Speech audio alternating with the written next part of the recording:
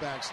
Orlando Hudson has moved on to Los Angeles, and really they haven't missed a beat at second base with Felipe Lopez there. He's been terrific. John Garland is on the mound tonight, and for the support of John Garland, you had better get to Mr. Feldman early, the starting pitcher, Scott Feldman for the Texas Rangers, because when you get to the back end, C.J. Wilson and Frank Francisco, I know for your era, that's more like the nasty boys of the Cincinnati Reds. Oh, gosh, you bring up those guys, and it just brings back terrible memories. It makes you want to get sick. But that's the same thing that the Texas Rangers have got going right now. In the 8th inning, Frank Francisco, he's got an ERA of under a half a run, and then Wilson in the 9th inning throwing that gas. These guys are lights out. If they get the lead, getting late in the game, forget it. These guys don't give up runs. C.J. Wilson, just nasty stuff. You can see the hard cut fastball. They got an edge to him. That reminds you a little bit of Dibble, Charlton, and Myers, from the late 80s and the early 90s. Glad to have you with us tonight. And also on NBA Draft Night, some big news to talk about. Mark McClune will talk about how it affects our great city, our great state. Where's that man going? Who else is joining him?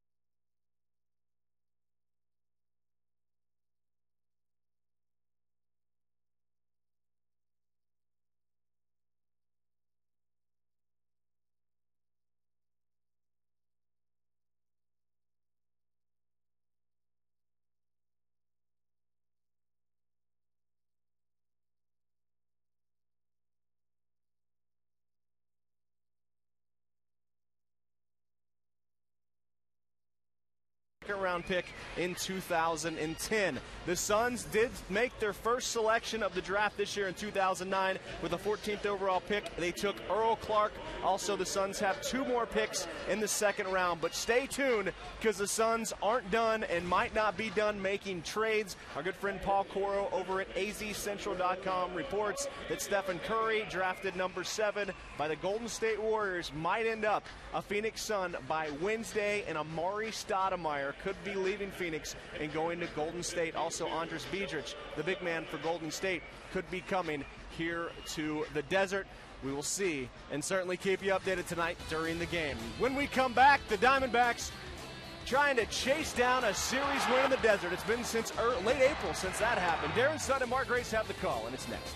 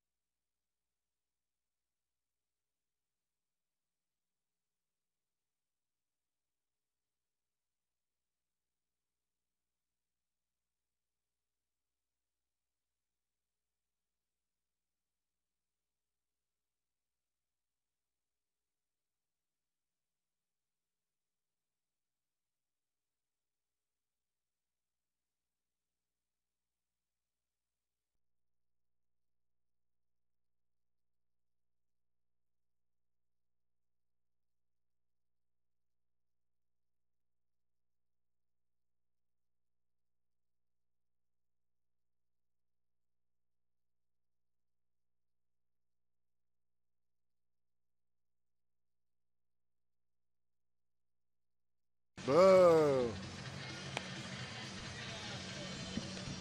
Skipper Ron Washington put together his starting lineup, trying to win a series tonight and keep pace with those Angels. Grab the top spot again in the Western Division all alone. It's brought to you by Blimpie. Ian Kinsler, Omar Vizquel looking to set a very special mark. More on that. It's Young, it's Andrew Jones letting it travel, Marlon Byrd, Nelson Cruz, and Jared Saltalamacchia. Chris Davis and Scott Feldman. John Garland is a 29-year-old right-hander. Our Tucson Dodge pitching report tells us that John this year is 4-7. That ERA back below 5 at 4.99. In his last 6 starts, it's been a combination of some struggles and bad luck, because Mark Grace in his last 6 starts, he is 0-6. The team overall has not won a game. John hasn't won a game his last 6 times out. Yeah, John Garland, a guy that really has pitched better than his numbers indicate. He's been the victim of some bad luck with the bullpen, but a guy that's been dependable his whole career. And the Diamondbacks are going to depend on John Garland, try to get him a series win here at home, Darren. That hadn't happened very often. Just twice. Yeah. Just twice. Already. And certainly the home mark for Arizona disappointing beyond the belief as John Garland gets ready to go. It's been a tough go at Chase Field for John. Let's hope he can move beyond that. 2.60 ERA on the road, 7.82 here at Chase. And right away, we are underway. Hopped up a mile high.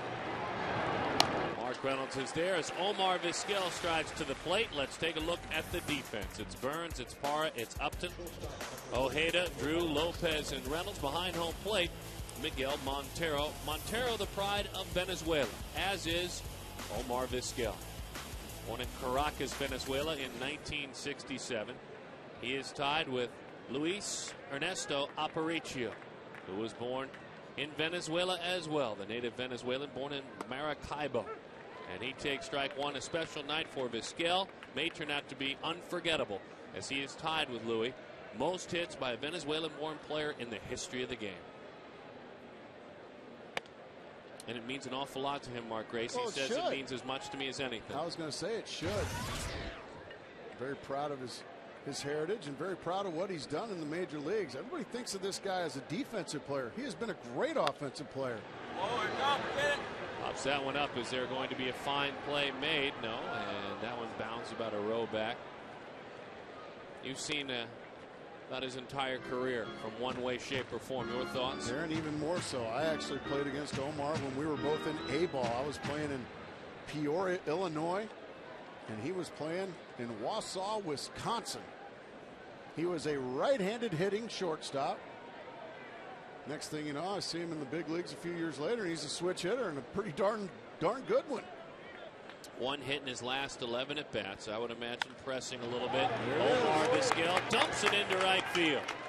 His mates stand top step. They clap for Omar. No Venezuelan-born major leaguer now has more hits than Omar Vizquel. Congratulations to the veteran, a class ball player, and I would imagine someday heading to Cooperstown. Oh, I don't think there's any question headed to Cooperstown. Congratulations, Omar Vizquel. It was a pleasure playing against you. And it's a pleasure watching you become quite possibly the greatest hitter of all time in Venezuela. That's neat stuff right there. Here is Michael Young hitting right behind him. And Young takes away. 1-0 the count. 2,678 hits in his career. What a special one it has been. And by the way, we talk about the hits. Great. How about the 9 consecutive Gold Gloves? Then he won from 93 to 01, then added 2 more in 05 and 06. Hit on the ground. Could be 2. There's 1. Goes in hard. Congratulations to Omar Vizquel as he passes Luis Aparicio, number 1.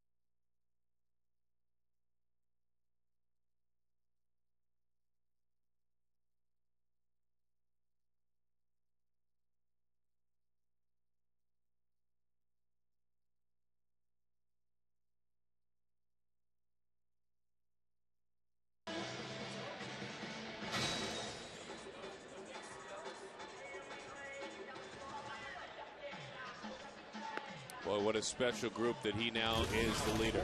Luis Aparicio, Andres Galarraga, Dave Concepcion, Bobby Abreu, and number 1, Mark Grace, Omar Vizquel. He got to change up and just yanked it right down the line for a base hit.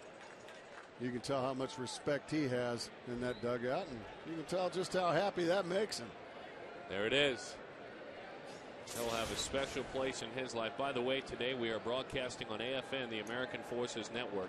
U.S. Armed Forces all over the world in 177 countries, including ships at sea as well. Iraq, Germany, Italy, Southwest Asia, South Korea, and Japan. Welcome. And Venezuela. And Venezuela, and we thank you more than anything. Felipe Lopez, 5 for 8 with 4 RBIs in this series.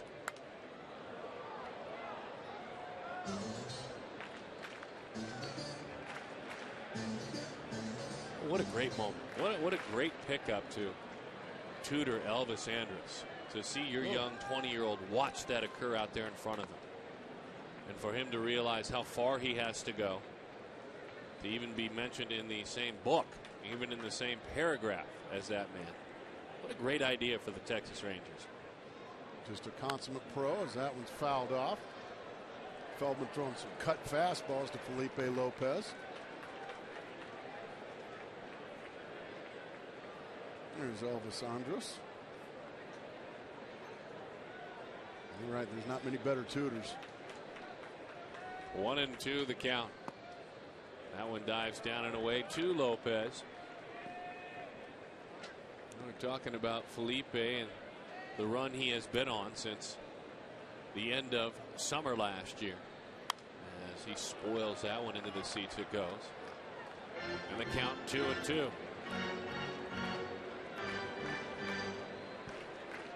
Smaller picture a little bit. He's hitting 19 of his last 20. 27 hits during that time.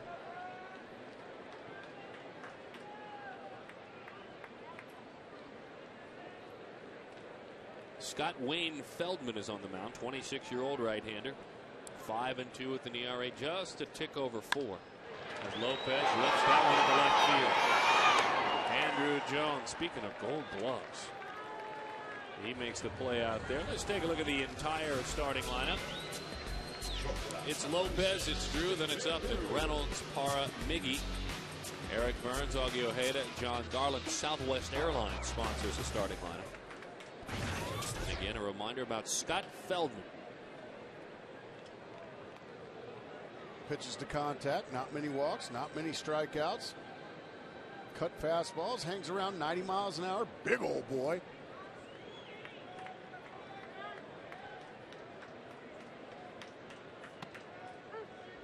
That one grabs the outside corner. Gracie, you're right on with that cut fastball. He has really pushed that to the front and center of his repertoire. So not only do you have to, if you're Stephen Drew, look away, but then look back in. There it is. That one right there. It's going to tries to crowd a left-hander with it. Stay right in on the belly button of these left-handed hitters. I always looked in, and cheated in off cut fastballs because if we missed out over the plate, they were fun to hit. That one had a little sink to it. Yeah, he'll go both ways with regard to the fastballs, and when you put together the usage between the straight fastball and the cutter, he did about 80%. Stevens slices that one, and it's a base hit for Drew.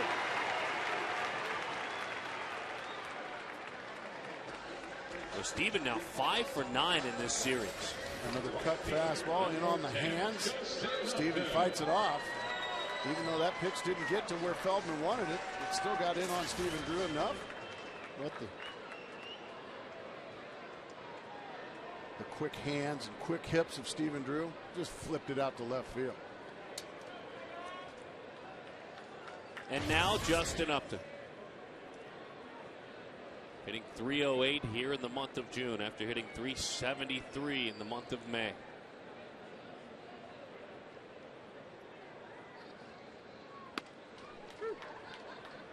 Oh, and 1 the count. Simple enough and fair enough. A bunch of Ranger fans. Do you think the Ranger fans traveled well here from Dallas-Fort Worth? It's good to see. Welcome. Good to have you here, kids. Good to have them in town from Arlington. Probably drove themselves. Kind of like when the Bad News Bears went and played in the Astrodome. That one is away. 1-1 the count. What, driving themselves? There we go. We need more signs, by the way. I don't know if I've shared that with you folks in the couple of years I've worked here. But it's important. You haven't. I'm glad you finally did. Oh, boy, Justin got a fastball in the middle of the plate and missed it. 1-2 the count. Take a look where Saltalamacchia, the catcher, reached. I mean, that is right down Broadway, folks. Unfortunately, Justin was a little tardy. Those are the ones you got to take advantage of.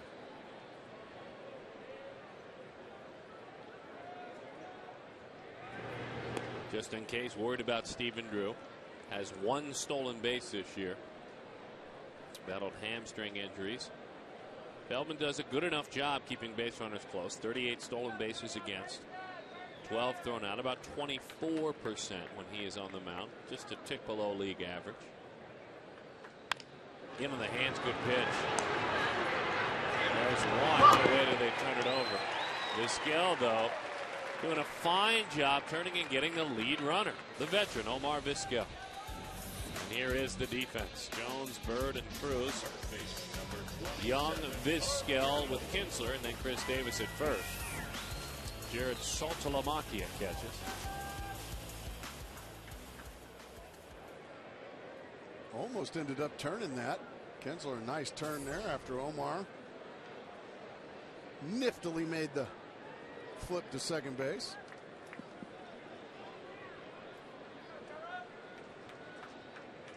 So up and on with the fielder's choice. Mark Reynolds takes a breaking ball away. That would be the secondary pitch, the slower curveball. Last time out, Feldman pitched in San Francisco and got his lunch. Went 6 innings, gave up 5 runs, lost 6-4 in that ball game. The Giants were ready for him. What do you have? Well, no, it's a little phrase they use in the locker room. Oh, he got hit hard. Right, he got hit very hard. He probably had a great lunch somewhere as well in town. There's some fine restaurants in San Francisco. I was going to say the fine visiting clubhouse. Man, Harvey Hodgerney probably fed him very well. And then the Giants did at 7 o'clock. The Giants feasted on him. Matt Williams was very famous when somebody'd be getting their lunch. He'd get in the dugout and he would say, he'd yell, "Let's eat." That one clanks and it gets away from Saltalamacchia. And look at Justin Upton, heads up the entire time. He was on the move and he just kept right on rolling. Well, that'll go as a stolen base. And then the pass ball gets into third base. I mean, this is just a big league clank right there. And Justin takes a peek in. He sees, well, heck, why not go to third? He makes it easily. Good heads-up base runner. Combination of being very fast and very alert all at one time. Stolen base and a pass ball, as Gracie said. Reynolds, fly ball, left field, well struck, going back to Jones. He leaps. Did he get out of here? It did. A home run for Mark Reynolds. For a decade, we watched Andrew Jones bring those back at Turner Field. Not anymore. The Diamondbacks lead it 2-0.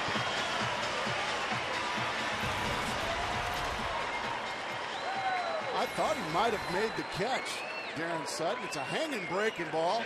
Bang! Off the end of the bat. But even when he hits it off the end of the bat, he's so strong. Andrew goes up and just can't make the play. The beautiful lady in white. She made the play, and Feldman, well, what happened? Did he catch it? And that was a great shot right there, reading his lips. Did he catch it?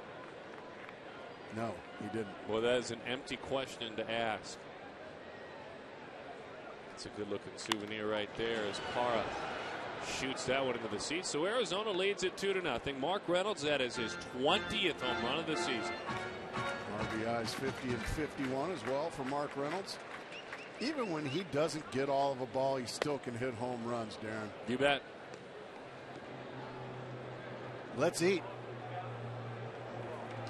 Good call. Very good call. Thank you. Our old buddy Matt Williams. What do we have? Filet de Feldman.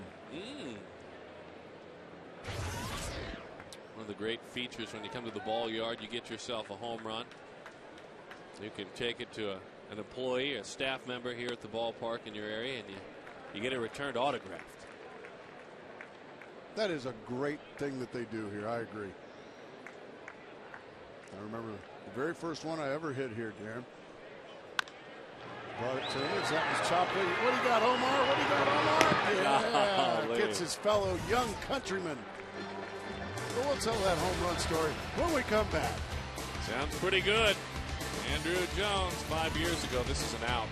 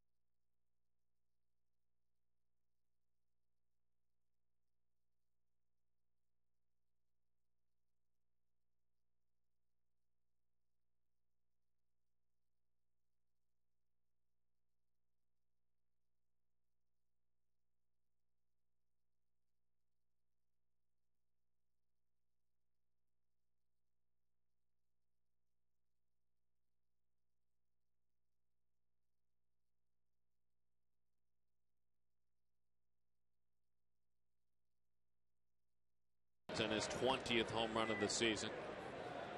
Well, we've been talking about these Diamondbacks and their fellow townsmen, the Phoenix Suns. As you take a look at our McDonald's text poll, was the Shaq trade, which went down last night, did you like it or did you not? 74499. 74499. Heading to Cleveland. Yes or no? Who'd they get for him? Oh, I have no idea. Well, how are our fans going to know? Well, we have a graphic. I just finished it up. You'll see. So I actually do know who it is. Well, is it Gregson or Meg on the graphic? Is it Meg on the graphic? Okay. Veteran Ben Wallace. Ben Wallace, Sasha Pavlovic, the second-round pick in 2010. Jones out front. Didn't let it travel too much. 0-2 the count. So wait. Can we? Sasha Pavlovic? Sure. Yeah. Sasha. They got Ben Wallace and some cash and a draft pick. What do you think? That one is away. I just hope it works out for the Suns. I don't really have an opinion. I can't opine. I don't. You had an opinion last night. You wanted to run all these ball players off last night. Oh, well, I see this. I mean, now you don't have an opinion on a Shaquille O'Neal trade. All right, for a couple of jabronis and a second-round pick. Yeah, I don't like it. How about that, man? You think he has an opinion? No, there's Thunder Dan. He's big leaguer. Good to see him in the war room. That's down below. A lot of busy times for his club. 2-2 the count. Yeah, it's good to see him having a frosty cold one on work day. That's big league right there. That's my guy, Dan Marley.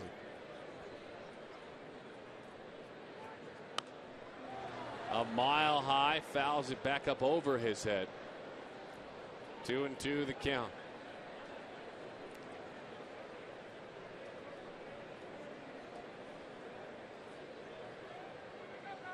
A little bit of an early draft party. Yeah. Celebrating going on. I think it's great.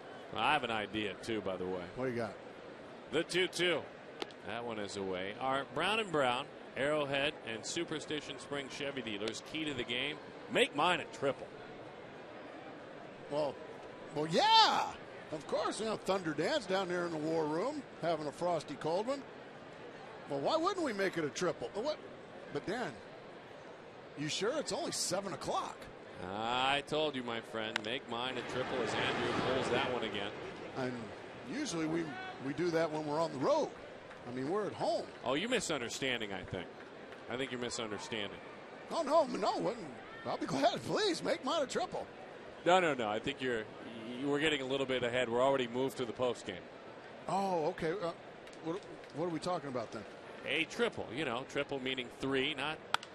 As that one is hit on a line to left field. Eric Byrnes makes the play. It's not a triple, and I don't mean a triple like of the base pads.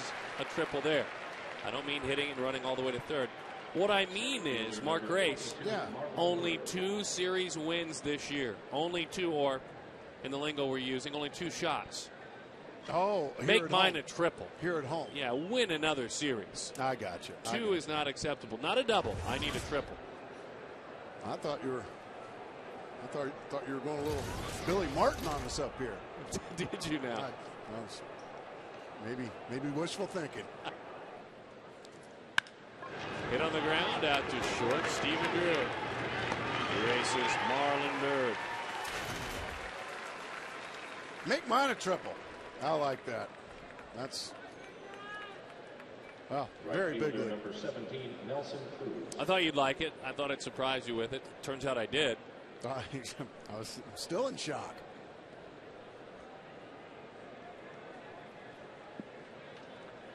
Two to nothing the score. Nelson Cruz, boy, he is loaded up and ready to go. As that one is away, wide open stance. Make mine a triple. No. 3 series wins. Oh, that's right. Yeah, that's right. I was about to give our man a shout. Tell him what the key to the game is. Oh dear. Tell you what, variety. Bud Light line.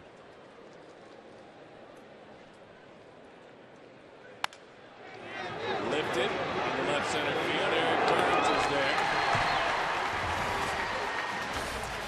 Yes, sir.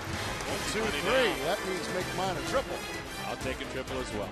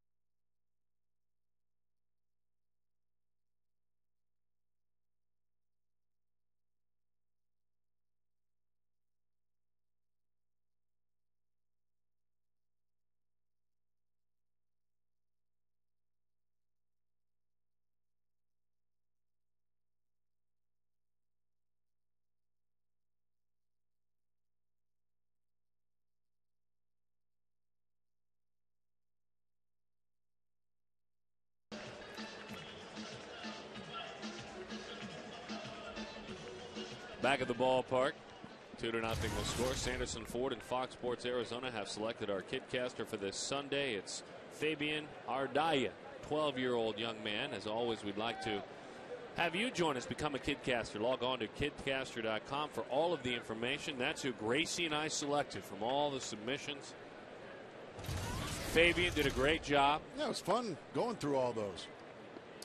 And we look forward to seeing the next ones. And, well, pitching in, helping to decide the person that will sit with us on the air. Miguel Montero gives it a ride. Well struck left field. Going back is Andrew Jones. Still going back. He is there to make the play for the out. So Montero hit it to his happy zone in the ballpark, and that's out there to left or to left center. We actually weren't given a single say in the kidcaster. That's why I said that. And we were told, you and I threw it out there, we'd like to pick. Now, Fabian will be great. Yes. always excluded from these decisions. Still flabbergasted by that. Sit up here with us. We take care. Our good friends with Sanderson Ford. Of course. Or as the copy says here, Sanderson Fraud. F-R-O-D. Fraud? F-R-O-D. Proofreading needs a little pick me up. Unbelievable. Is that Mulkey? Yes. I think that's Mulkey. That's Mulkey.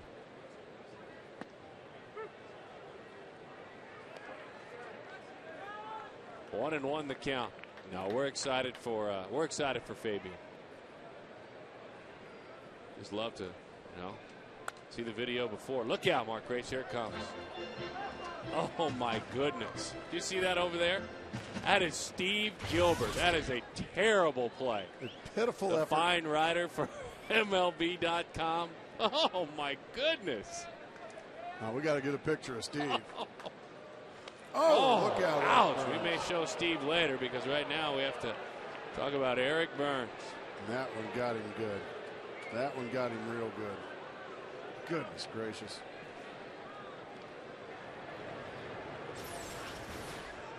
Which elbow did it get? Oh, it got the left hand. Right on top of the left hand. Ouch.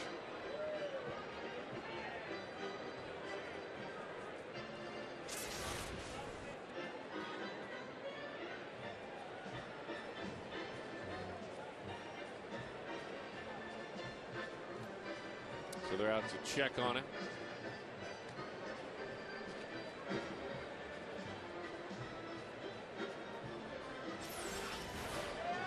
Take a listen. Well, that did not sound good at all. Golly. It's been a tough enough year for Eric Byrnes. The last thing he needs is a broken hand. You never know. All those metacarpals in there. It's easy to break those small bones in your hand. Very medically sound right there by you. Thank you very much. All right, so he is all right. And that, I guess, is what the fine members of the media were trying to avoid. They're getting hit by that foul ball earlier. They were all under the desk, dropping balls. My buddy Steve Gilbert. I think he's the last one to come out from under the desk. We'll just remind folks about the fine rider here in a moment, but kind of an embarrassing day for him.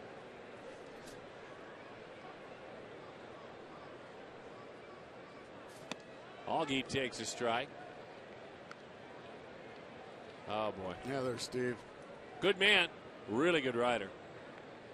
Has a brand new piece up about Brandon Webb.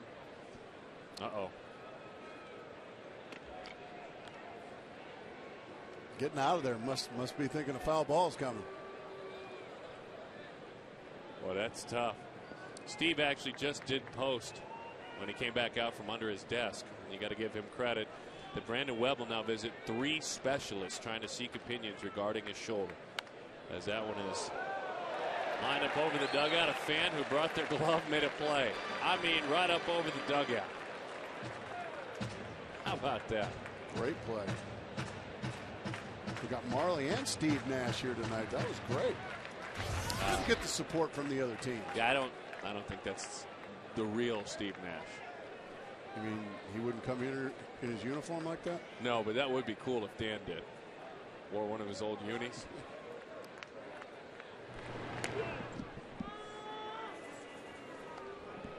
Oh, and 2 the count.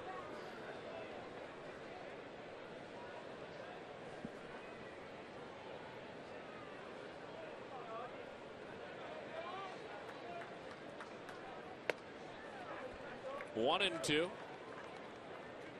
Augie at 236, a homer, 4 batted in. Hit 325 in April, 217 in May, and now just 148 here in June. Switch hitter, you see the differences in his career.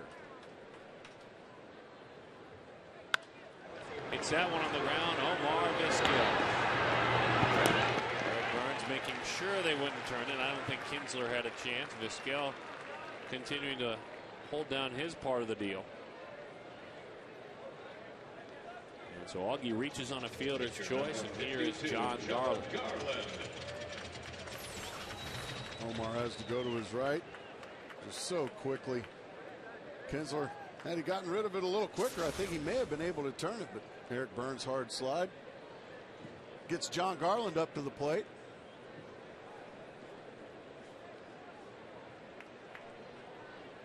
John 4 for 45 in his big league career.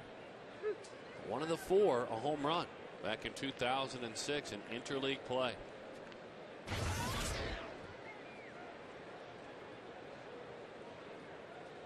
Two to nothing, Arizona leads it. That's a cut fastball, 0-2 the count. Feldman born in Hawaii, but grew up in the Northern California area. San Mateo Junior College is where he signed out of. We'll do it again. No balls and 2 strikes to count.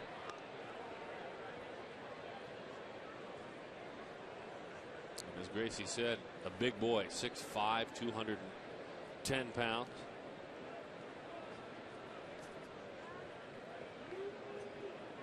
The 0-2. Nice job blocking that one up by Saltalamacchia. He's got the old school look, Salty, doesn't he? Got that regular helmet, doesn't turn anything around. No hockey style mask. Joe West would be proud of him, our old buddy. And a lot of letters on his back. Very busy. That one is popped up. Souvenir down below. Saltalamacchia.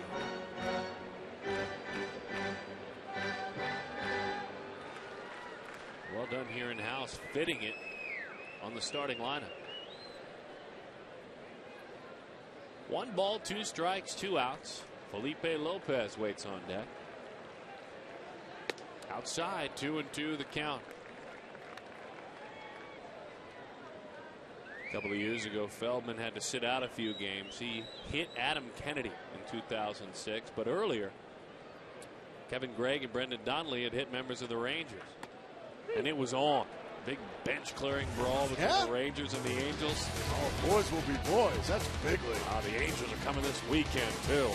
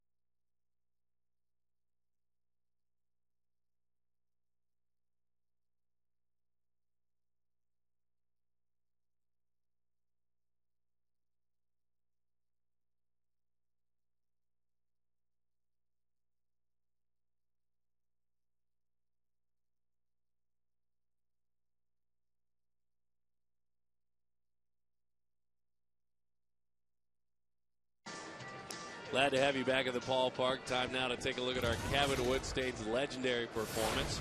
On this date in baseball history, well, you don't have to go back too far, folks, to talk about 1999 when Jose Jimenez no hits the Arizona Diamondbacks. Cardinal hurler, the first National League rookie since 1972, and the first since '83 to wear a Cardinals uniform to throw a hitless game, the first no-hitter of the season. Randy Johnson struck out 14, including the 2,500th of his career. Yes, It was a no-hitter. Ryan Roberts is now in left field. Nice going, Matt. And I would imagine. Yeah, I think Eric Byrnes probably going to get taken to the doctor's office for x-rays on that left hand that he got hit and hit hard. So the injury list just continues to pile and pile. Darren Sutton. Yeah, these Diamondbacks, as Robert continues to get loose. Talking about Brandon Webb, lost Stephen Drew for some time. Connor Jackson. Who knows how long with Chad Tracy out as well. Saltalamacchia goes right to work. Promptly spanks that ball into right field. It's a base hit.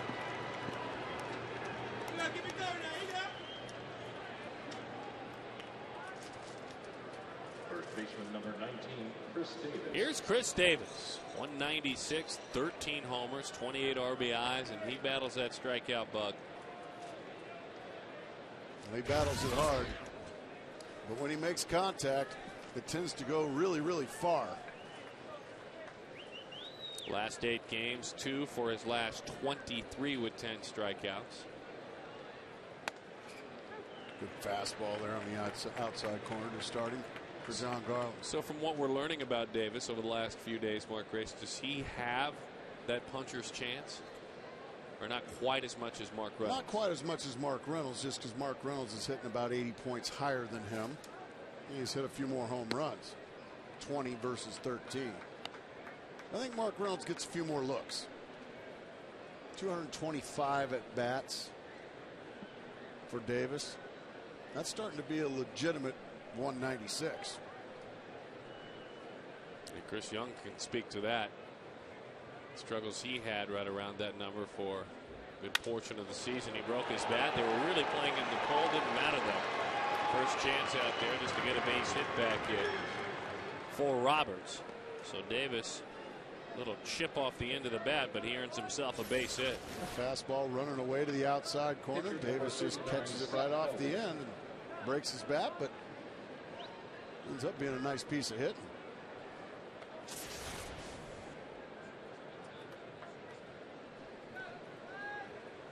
Scott Feldman going to be called on to bunt here.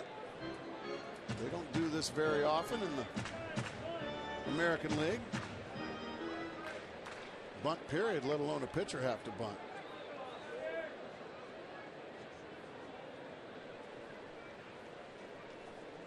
One for 6 as well with a pair of strikeouts in his time in the big leagues. Drops down a beauty. Like that. Beautifully done there by Feldman. Well, that's helping yourself, Darren Sutton.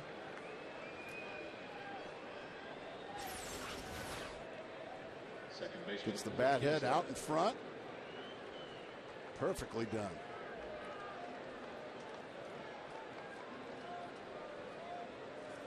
And so now Ian Kinsler with a chance to do some damage.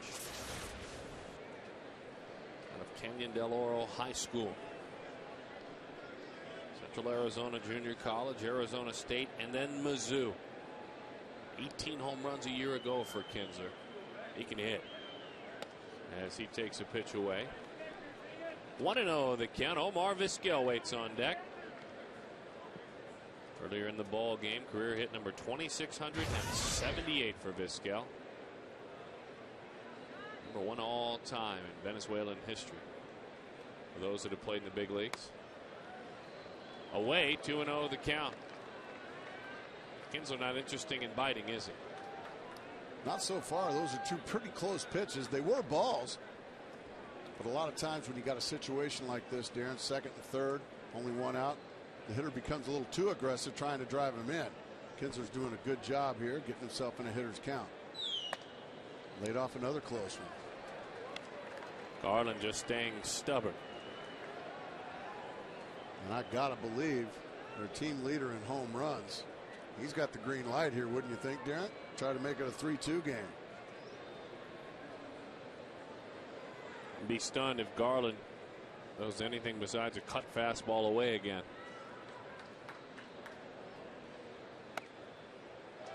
Outside through a straight fastball, but it was away. Our Chaz Roberts cool play. It was Omar Vizquel, and it was history. Venezuelan-born baseball players in the big leagues, #1 all time with that base hit, unlocking himself from legendary Louis Aparicio. So now the bases are loaded for Vizquel, who, by the way, is hitting over 300 this year. Now 313, 21 of 67. Good pitch. Well, when he really needed it to jump ahead right at the bottom of the kneecaps. Plenty of success in his career with the bases loaded.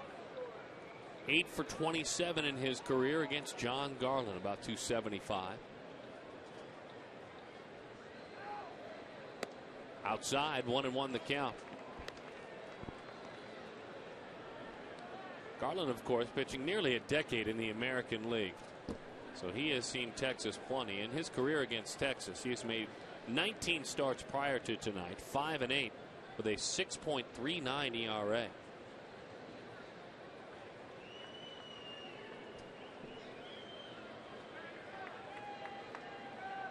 They play him swung around the other way. You can see Parra out there. And pretty shallow.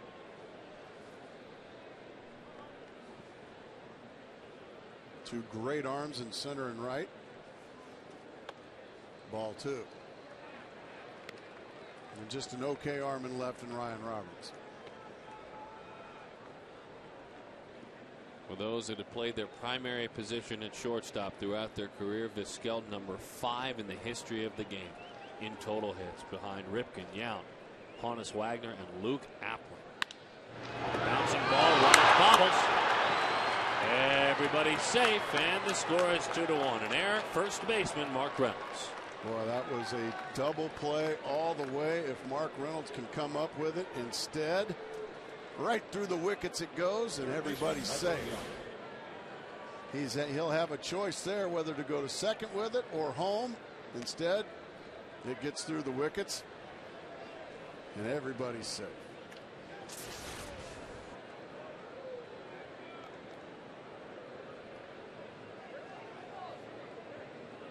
So now Michael Young, and that happens. That miscue, what would have ended the inning, or certainly a strong could have. And you have Michael Young, 301 career hitter.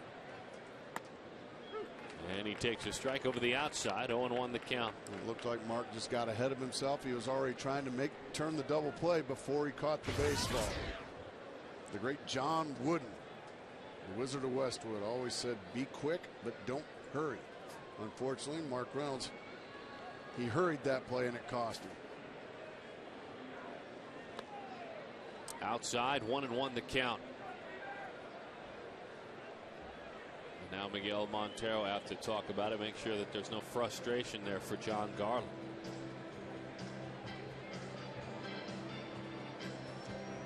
And the starting pitchers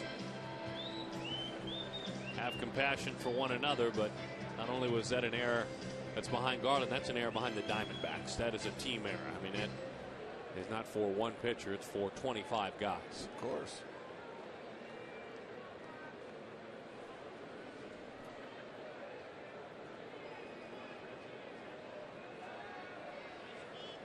One and one the count. Good cut fastball there. Went right back outside. We talk about the career marks of Young, all those 200 hit seasons, good for just about one every year. Here a little bit later on in the telecast, you young hitters, Michael Young has some advice for you. Figured we'd have him toss some out with what he's accomplished.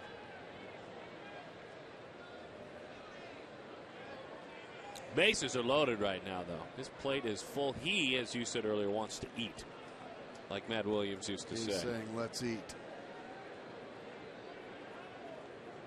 Davis and Kinsler and Vizquel filling them up. 2-1 the score. Outside.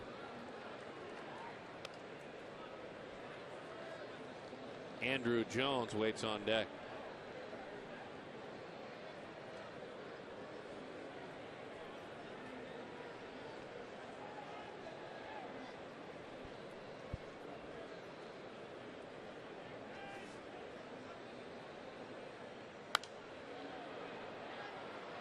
Tried to climb the ladder on the fastball just above the belt. Michael Young able to spray it foul.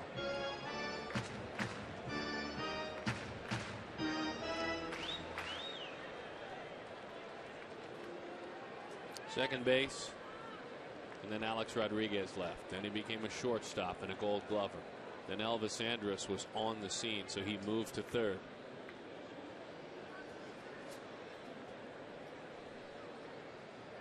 The 2-2. Did he? Yeah, he did. No, he did not, as you said. Tickner out there, the first base umpire.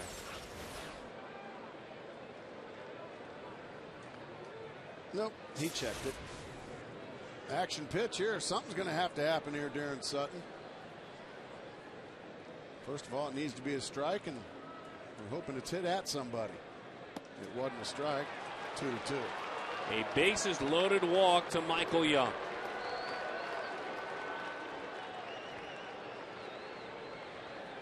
So an error and then a walk, and all of a sudden a little bit more swagger for these Texas Rangers. Garland's still looking for that ground ball the last 5.5 seasons. His 124 double plays are 4th best in the major leagues. Only Burley, Webb, and Lowe have more. So he can get the ground ball, but you can't do that when you walk him.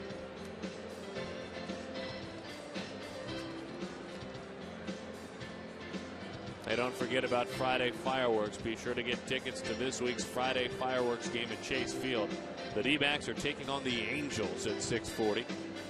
And stick around and enjoy a free post-game fireworks show courtesy of Gila River Casinos. 602-514-8400 or visit dbacks.com. All right, Andrew Jones. So right here in this situation, Andrew Jones, an opportunity. He's thinking up the middle and right field the whole time. Actually, he's going to let it travel, use the big part of the ballpark. Try not to pull the ball and ground into the double play. That's what a hitter like Andrew Jones is thinking right now. I'll tell you what, the numbers tell us he's doing some things right, but actually he's not. Just thought I'd share that with you. He's not thinking right field? No. Thinking maybe pull it in the dugout? He's thinking I'm going to hit it into Fridays. That's a good chance that Andrew John, he can do it. The 1-1. Bouncing ball pulls it foul. Here's the thing, we have a little bit of fun with him. He was so far down last year when his Dodgers career came to an end. Hit just 158 last season. It was hard to explain what he was doing. He was not letting the ball travel. The bat was through the zone just about the time the ball was leaving the pitching dirt. Right about there is when the bat was all the way through the zone. This time off the glove of Ojeda. Everybody's safe. And another run scores. 3-2 the score. Well, the defense behind John Garland, the infield defense really starting to let him down now. That's probably going to be a base hit. That's a play, Augie. That's one as an error. Let's see, Augie Ojeda. Yeah, that's an error. That's a play Augie's going to make 9 out of 10 times. So Garland, 2 double play balls. So that would be 4 outs that the Diamondbacks have given away here in the top of the third, and the Rangers take a 3-2 lead. So now Marlon Byrd. He grounded out to short back in the second inning. Hot shot. Augie gets another chance. There's 1. There's 2. Dancing around that bag. Reynolds stays in one piece. And another double play opportunity.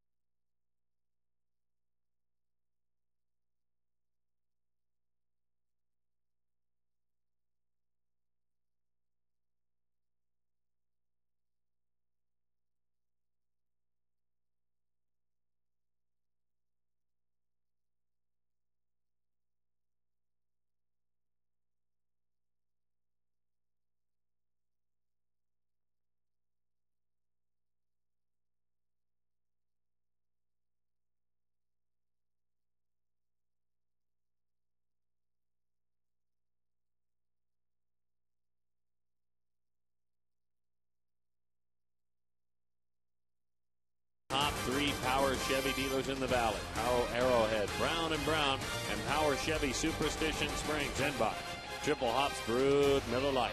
Great taste. Less filling. All right, work to do. A very ugly inning on defense for the Diamondbacks. A bases loaded walk, a couple of errors that could have been double plays, and then finally double play ended it. So time to make up. Make up for lost defensive opportunities, and to do so with a bat in your hand. Felipe flied to left field back in the first inning. As he takes away, drive that ball, hit it in the gap. 2-0 the count. Darren has decided no one is allowed to bunt anymore. He thinks bunt is a 4-letter word. No more bunting. Swing it, hit it in the gap. Cut fastball, 2-1 the count. Glad to see you on board. I am always on board with you.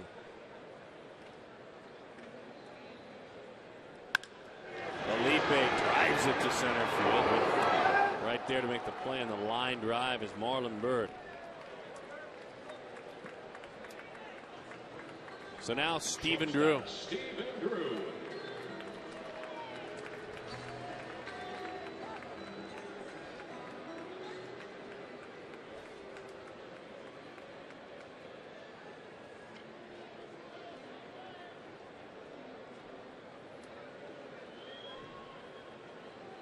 Drew with the single back in the first inning is 5 for 9 in this series. Slow curveball, good pitch, strike one.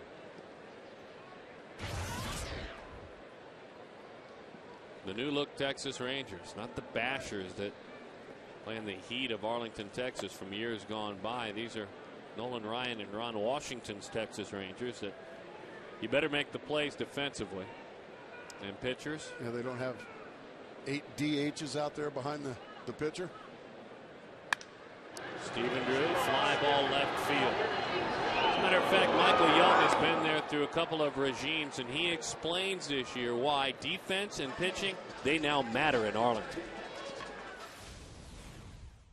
I think it's kind of been pitching and defense has kind of been our mantra since spring training started. You know, it was something that we harped on as players. The coaches were honest about it. It's something we've been taking pride in since day one. And, you know, it always helps. Anytime that your pitching and defense is leading the way, you're going to be in every single ball game. You know, we've hit a stretch recently where we haven't swung as well as we normally do. And we've been in every game because our pitching and defense have been doing a good job. And he leads the charge because he is now playing his 3rd position on this Rangers infield in the last decade. Now, this is Michael Young's team, without a doubt. He is far and away the leader of this ball club, and deservedly so. He is a fabulous baseball player. 1-1 the count. Swinging it. Justin swinging it hard. Yeah, when he steps up and says, well, if our defense as a whole will be better if I move to an uncomfortable spot for a while, then everyone else better fall in the line. Absolutely. That's the leader, the former Gold Glover, stepping aside for a youngster. He's got his team in first place.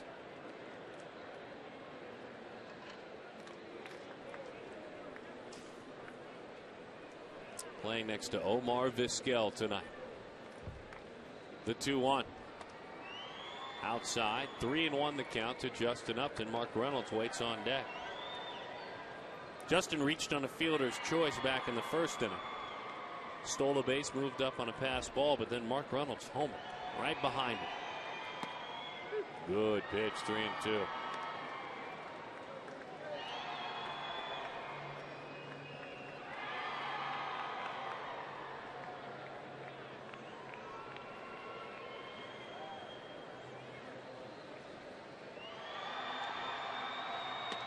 He's on.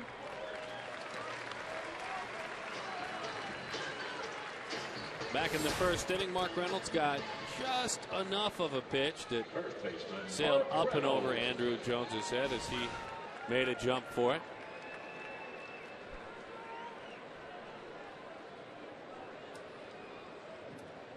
Did he really? Oh, he did. Okay. Are you sure? I'm pretty sure. Do you have proof? Well, I might.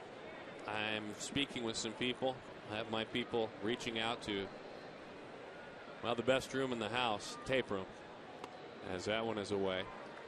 And my good friends in tape, they say, you bet that's what happened. Here it comes. There's the proof.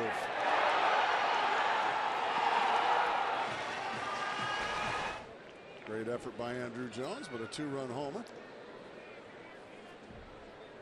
Mark Reynolds, 51 RBIs now. That's a very good total at this point in the season. Very good. 20 home runs, 51 RBIs. Goodness. Gas up and in. 1-1 the count.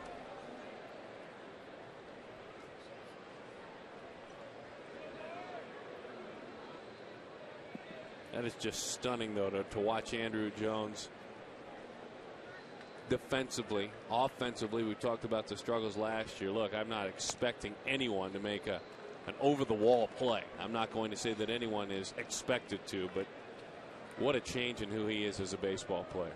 I mean, the decline has been quick for Andrew Jones. Oh, yeah, it has gone very quickly. He's done some good things in Texas after just having just an awful year last year in Los Angeles. He definitely has. Yeah, I mean, if you're expecting him to go up and take away home runs that go in the first row, it's much easier said than done. No doubt. I'm not expecting it at heyday, all. But yeah, that's a play that 5 years ago, yeah, he'd have probably made that play. We just got used to it. 10-time Gold Glover. Right. Hot shot. What a piece of hitting. Base hit right field. Justin was on the move. He skates right into third base. Those wheels were cranking for Justin. Reynolds having a nice night. And he just let a ball travel. And he almost kills Justin Upton with this line drive. This ball barely misses Justin Upton. It is hit like a bullet. Right where Justin Upton was running. Thank goodness it misses him.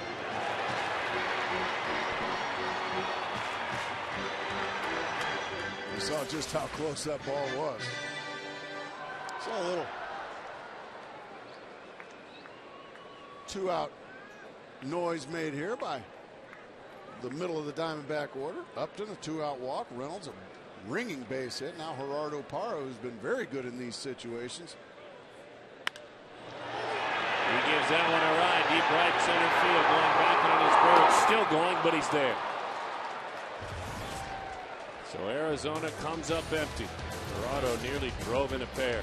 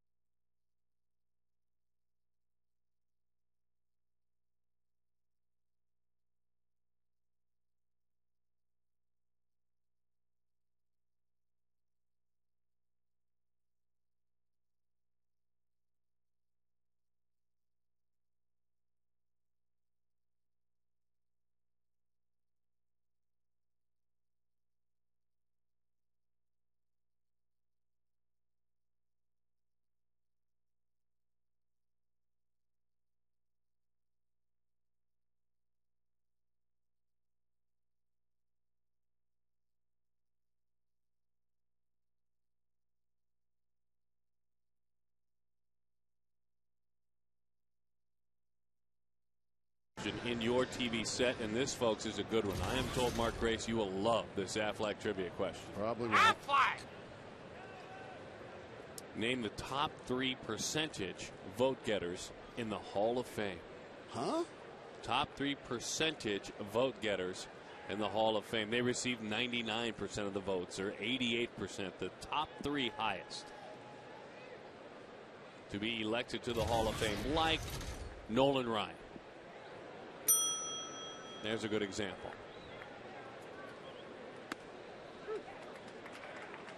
That makes sense. Well, it's a terrible question, but and I'm sure you're going to answer them.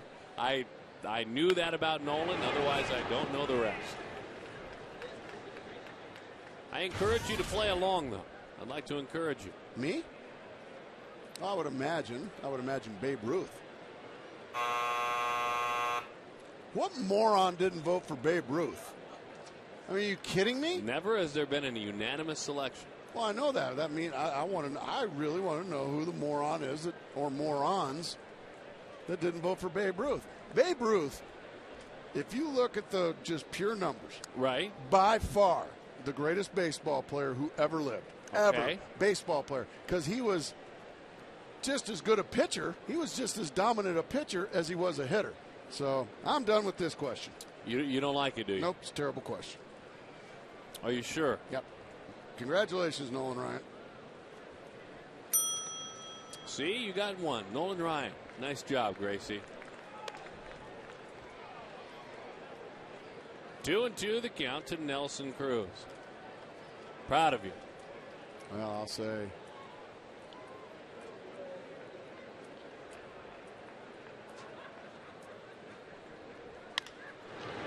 out to short. And in time for the out, Stephen Drew throws out Nelson Cruz. I'll say Catcher Jared Saltalamacchia. Cy Young.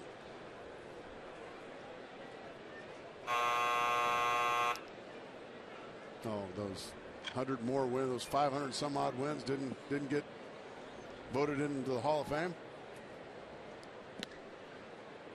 My friend, I don't know what to tell you. I wasn't part of the voting process, nor did I pen this question.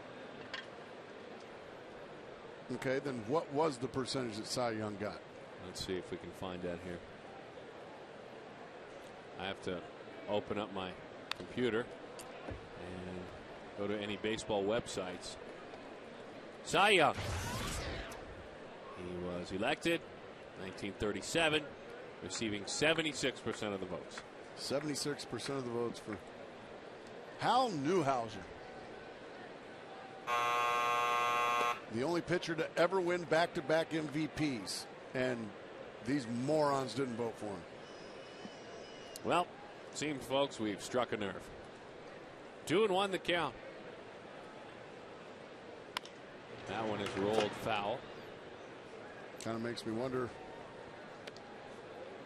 Makes me understand now why I got 3% of the vote. Oh, it's all starting to come together now, Darren. If Cy Young got 76%, it's all starting to make sense. Babe Ruth, what was his percentage? Let's see. I don't think he did so well. He got 95%. That puts him in about the top 12. 12 guys better than Babe Ruth, according to the voters. 3-2 the count. Wow. To Jared Saltalamacchia. And one of them is Nolan Ryan, is that correct? Yes. Okay. And well deserved. Good job. You got Nolan. Again. Well, Again, I got it. Let's see. Is Jackie one of them? I'd really appreciate it if the truck wouldn't do that to me. The buzzing's fine, but those empty hints just aren't really fair. Bouncing ball and a foul right. ball. 77% for Jackie. My mother has just sent me a text. Sharon Grace, who's out here staying with me for a night and one night only. Mom is guessing. How about Mickey Mantle? Mom, I'm a chip off the old block, evidently.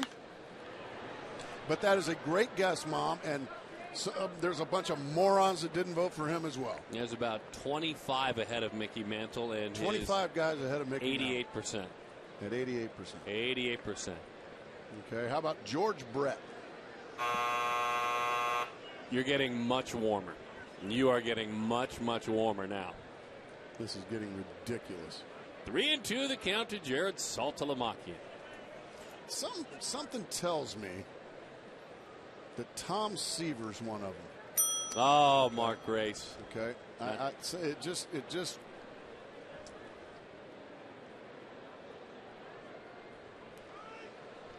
Now time is called. Good to see Miguel Montero allowing us to play along with our trivia question.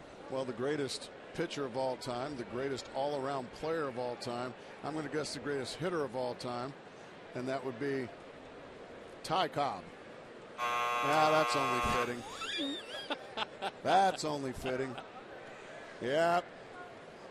It's all starting to come together. Why are we showing fellas in beards? Bruce Sutter.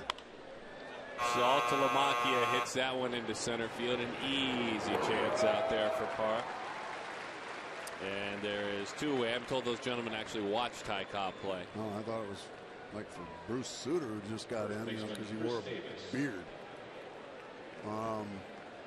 Yeah, so the three greatest players. Yeah, 3%. How about this? Cy Young, the 6th lowest total ever. Change up, strike one, and a good pitch to Chris Davis. Only 5 players had a lower vote total of Hall of Famers that got above the 75% than Cy Young. You give up? Nope. You love this question. Well, I don't love it. It just shows me what a farce the voting is. Really? I think I knew that for a while myself. Well, that one is rolled foul. I mean, your father was certainly a unanimous. I'm not going to say Don Sutton, even though he should. No. Where is your dad? No, took him a long time to get in, my friend. So he's got to be way down on the list. I'm looking. Okay. Okay. This is my final answer, or 2 final answers. Okay, Hank Aaron and Willie Mays. All right.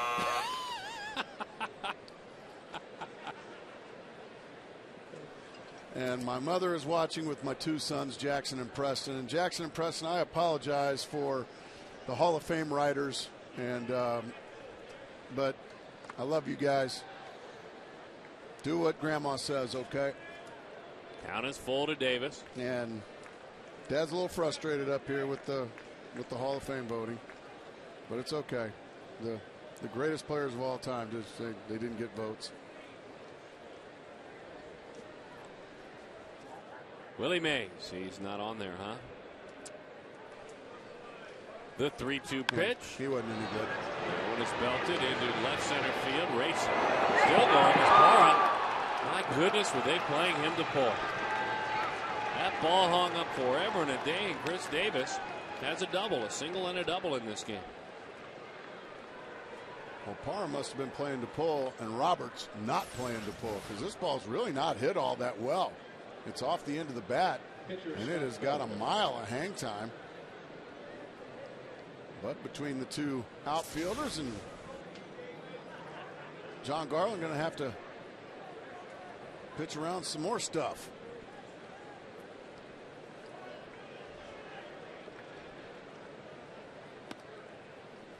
One and 0 the count to Scott Feldman, the pitcher. And the good news for Texas is they clear the pitcher out of the way, and they will lead off with Kinsler if, in fact, they can get Feldman here.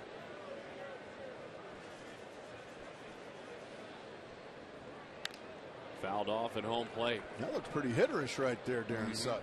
He did. Well, he is Hawaiian born.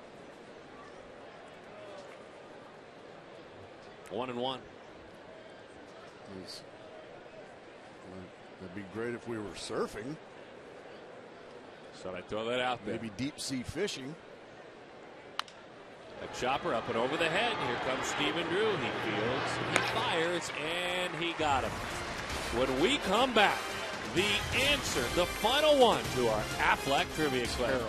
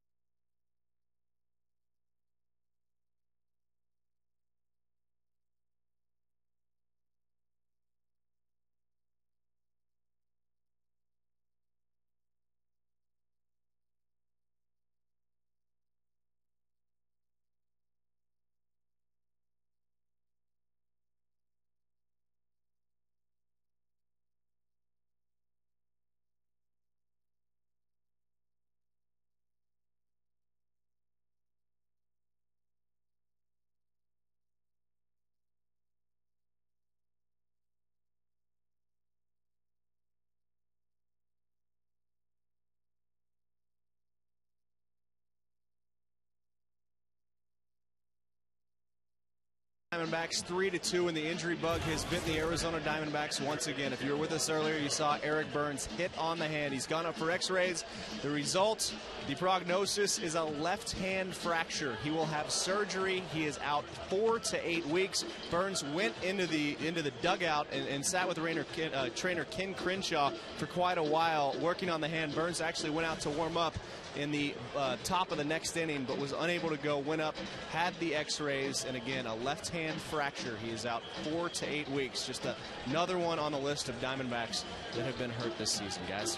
Thank you for the update. It's a shame for Eric Byrnes. It's been a very tough year and a half or so for Eric, and it just continues. The 5th metacarpal on the left hand. Hang in there, Byrnesy. Boy.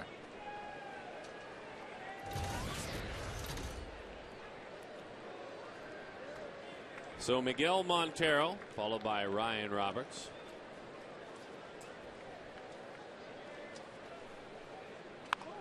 Bouncing ball, and it's gobbled up. Oh, our Affleck trivia question. Now, you just heard from someone, didn't you? You just got a text. I did? Let's see. Left fielder, Ryan Roberts. Oh, he's checking it, folks.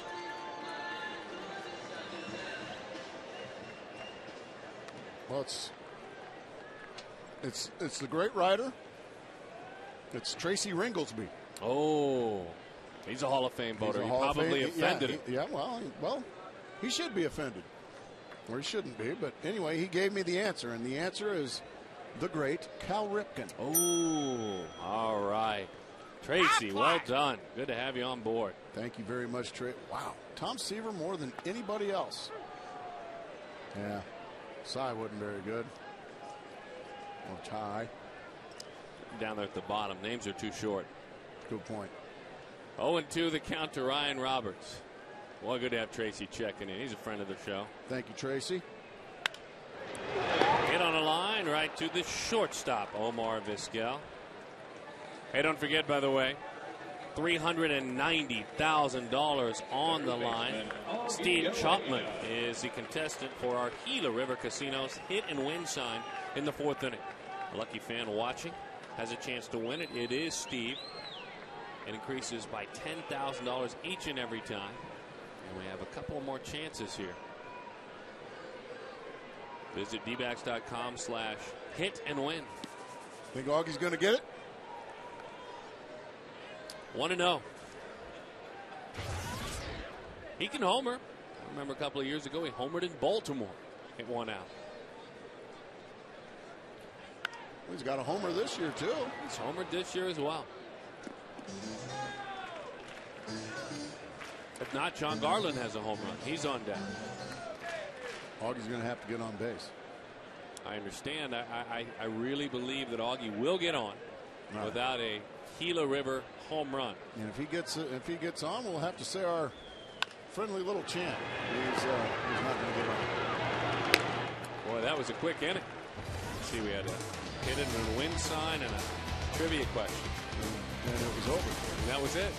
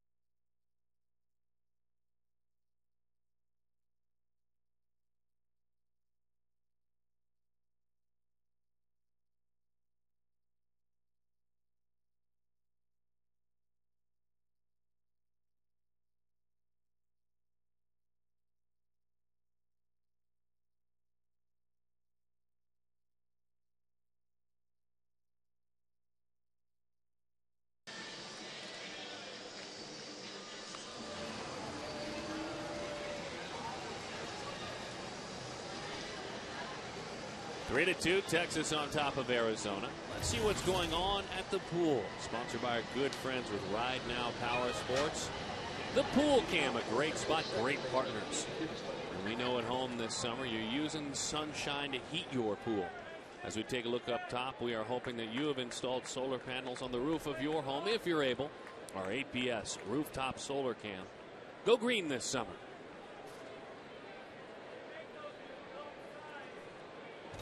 Ian Kinsler lead things off. Omar Vizquel and Michael Young.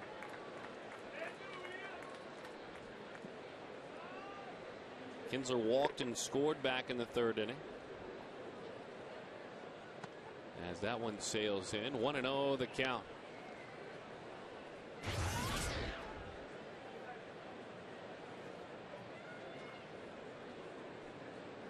Four hits for the Rangers and 3 for the Diamondbacks. Arizona with 2 big errors, though, as that one is fouled off. And into the seats it goes.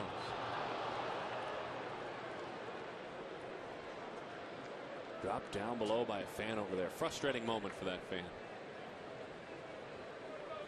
Gone forever. 1-1 the count. Good pitch.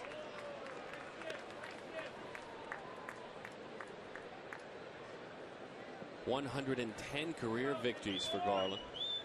Look for about 12 to 15 each and every year of his major league career. Hot shot right side. That one is a fair ball.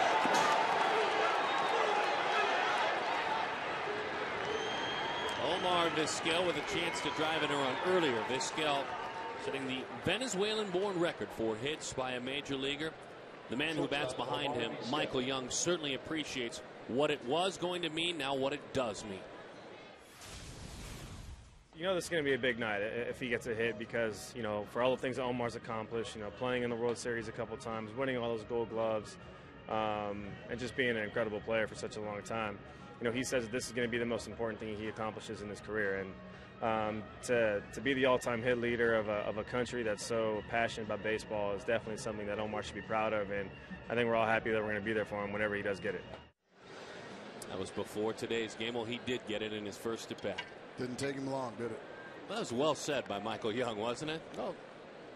He's a pro. Vizquel and Michael Young, who hits behind him. You're going to get a lot of good pitches to hit when Michael Young's hitting behind you.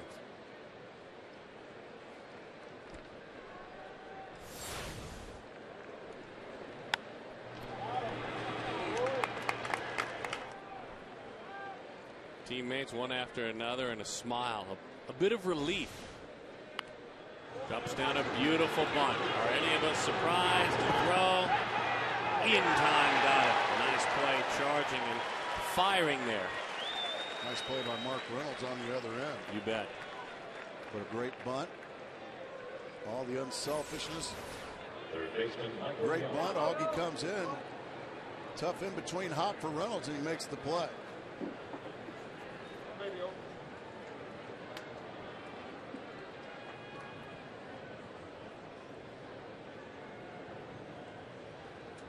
Nice job holding on. Here is Michael Young. That great Gracie sets a record that his countrymen will be talking about for decades and decades. And then the same night he does what else he's done throughout his career. 2 things. Plays fabulous D and does the little things. Does the little things to help his ball club win. And those individual things will show up on his Hall of Fame trophies. That was driven to the right side foul. What won't show up is that stuff right there. The sacrifice bunts, the things he does to help teams win.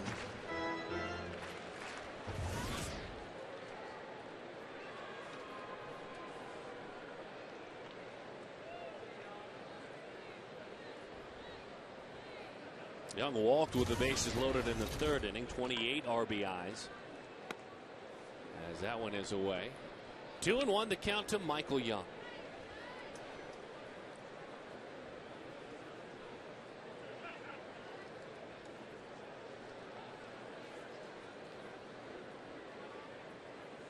Five-time All-Star. has Mark Reynolds in at third, or I should say at first on the grass. Ojeda's at third. Yeah, he went around there 2-2. Having trouble laying off that cutter from John Garland is Michael Young.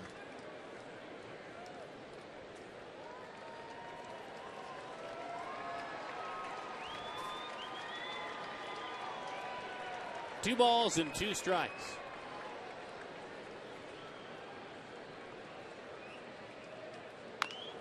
A little topper. Garland will take a look. Make the play. Stayed back out there on the end of his bat, didn't he? He sure did. That's the pitch that really been the bread and butter for Garland against Michael Young. You can see the frustration there. Just gets him to chase another one off the plate. Just a little dribbler off the end of the bat. Good pitch there by John Garland. Big pitch.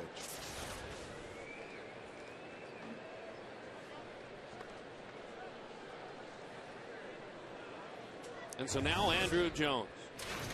Line to left.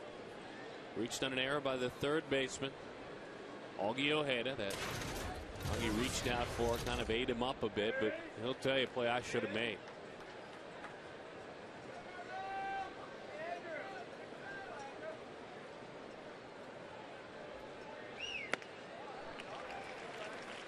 Didn't let that one travel, did he? He certainly didn't.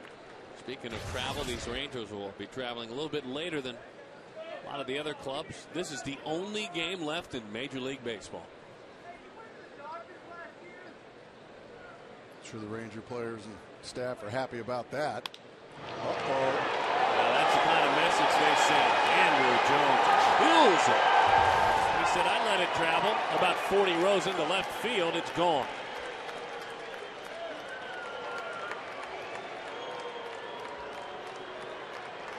Home run number 9 for Andrew Jones. Career home run number 380. So he hangs a breaking ball. Boom. Right in the middle of the zone. Andrew Jones does not miss it. He kills it. And a big dagger into John Garland. For these Diamondbacks, it's 5-2. Ron Washington fired up about that. Not only did he play him, he put him in the 4-hole, Darren Sutton, in the cleanup hole, and it's paying dividends. I spoke with Andrew before the game for quite some time. He said, I'm hanging in there. There's no doubt. I knew the situation when I signed here. And he said, I play within the situation. He had a lot of respect and admiration for his manager. You speak highly of Ron Washington. So does Andrew Jones. One of my favorites. He tells you the truth. He doesn't tell you what you want to hear. He tells you the truth, whether you like it or not. Chopper out to short. And in time for the out. All those gold gloves and home runs in Atlanta. All the struggles in Los Angeles. He's finding new life in Arlington, Texas.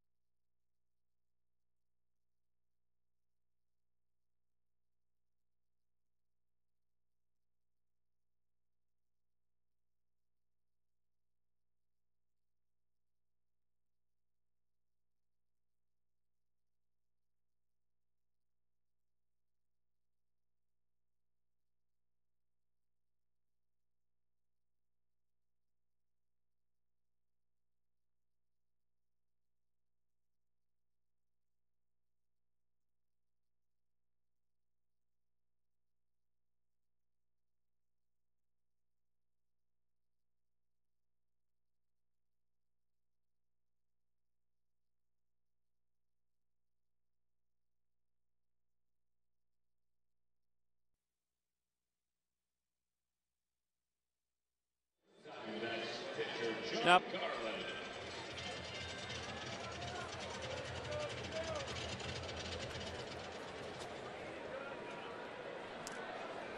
Glad to have you back at the ballpark.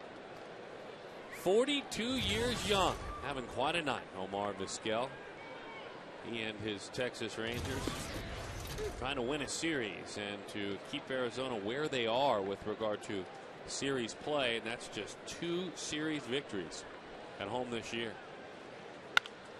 Bouncing ball, John Garland. Eases down the line and in time for the out. There he is, the Home Depot. More savings, more doing more on defense. 42 years old. Yeah, he looks like he's about 22 right there, making all these plays.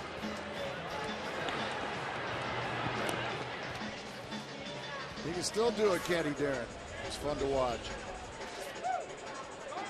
11 Gold Glove awards. They're out to keep an eye on Scott Feldman. What's going on there, Mark Grace? Looks like it might be a blister situation, something like that. Yep, that's exactly what it is.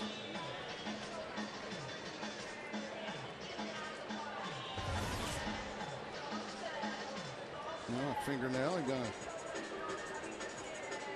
Emery board, something like that. Probably got it from your dad's locker. What the heck? What's going on here? Oh my goodness. Tacos, Gracie. A taco with arms. Nice. Hello there. Hi, get away from me. I like tacos. I love Mexican food, but I don't like my tacos with arms. The friends with Taco Bell stopping by. That's a big surprise right there. 6 runs tonight. There are tacos. That's good stuff. I see. This is how it works, Gracie. I like it. Are you more comfortable now with tacos with arms? Not one iota. No? No. Come on. A little fist bump right here. Watch. There you go. Thank you. Thank you. I love it. You know, sometimes you just have to face your fears. You know, don't you think? And you know what? Tacos are people too. That one into center field and over to make the play is Bottom Bird. So you're okay with this now? You feel better? I don't feel a bit better. Why? I think it's great that he stopped by. Thank you. Thank you. Well, I love the fact that. Yeah. Look how excited the taco is to see you. I see the cheese right here. And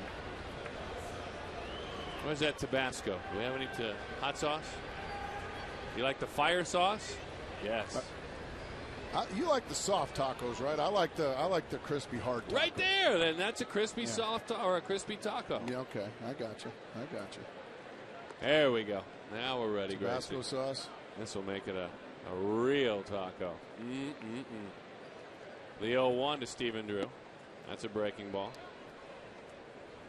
Right there. What do you think? See? It's perfect. Right there. It's like the fire sauce. Yep. We've hit new lows. 1-2 the count. What do you think about this, Mark Grace?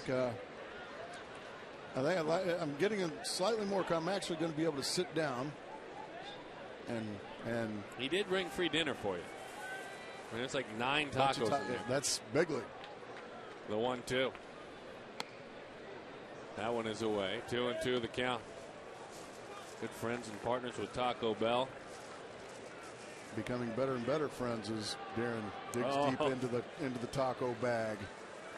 Can't wait till all the cars come by from all our fine sponsors. Brown & Brown, Chevrolet, Power Chevy dealers. Maybe they'll bring cars to the booth for us. That would be nice. Yeah. That'd be a little nicer than a taco with arms. Very hairy arms, I might add. I see you must be the male taco. Stephen Drew, a fly ball to left. Excuse me real quick.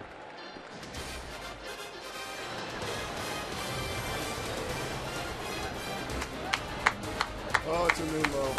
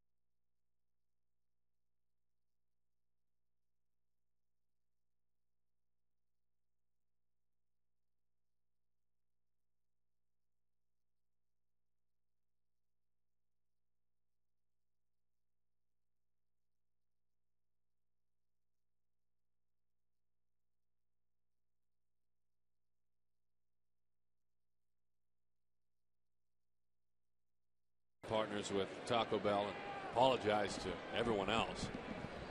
5-2 the score. Especially me. You know, Darren, why are you inviting? I didn't invite anyone. This was not my doing. Those tacos with arms up here. You know I don't like that. 1-0 the count. But you know that lettuce, cheese, a little hot sauce, yeah. Maybe even some sour cream, tomatoes.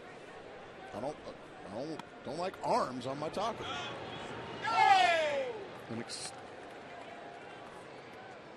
Almost like bear fur on those arms. 1-1 the count. But again, we're very sorry. Well, and we're very happy and thankful to our good friends at Taco Bell. Beyond belief. Yeah. But we need to trim the arms up a little bit. Nothing big league about that. No, there isn't. Oh, my goodness. The governor with the miscue over there. Did the governor miss one? Oh, my. Man, what is going on tonight? First Steve Gilbert, now the governor. Golly. Just gets right back to calling the game, though, after that miscue.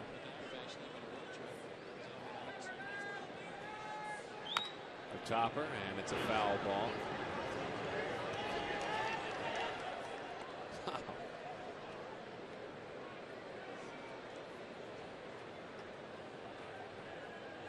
Good to have Amari here. You had him traded here this evening, didn't you, Darren? Well, that's the rumor. The rumor is he's headed elsewhere. Fly ball center field. Gerardo Parra is there to make the play for the out. Our out-of-town scoreboard is brought to you by FreeCreditReport.com. Know your score. Log on to FreeCreditReport.com for more information. Tough night for John Smoltz. Tough night for Derek Lowe. And Santana beat Carpenter in that Mets win over the Cardinals 3-2. Good friends with FreeCreditReport.com. Big shift. They play Saltalamacchia at a pull. Aguio hit way off the line at third. He does pull. It's a fly ball to right. Justin Upton is there, and he puts that one away.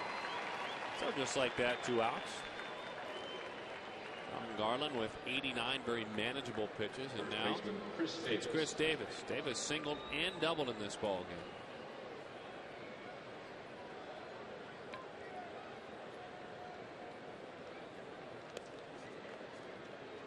John in his last 6 starts has been unable to earn a win.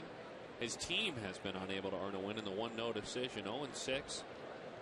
5.35 ERA. As that one is low. Our Quest high-speed internet high-speed pitch tonight has John Garland touching 92 miles an hour and Scott Feldman 94. And it's turned right around. A 3-hit night for Chris Davis. It's been a tough matchup for John Garland tonight, and once again that clears the way for Scott Feldman. Pitcher Scott Feldman. You were saying earlier you thought he looked pretty hitter. Scott Feldman, yes, I agree. He's been pretty pitcherish after the first inning. A 2-run home run by Mark Reynolds. Since then, Zipola.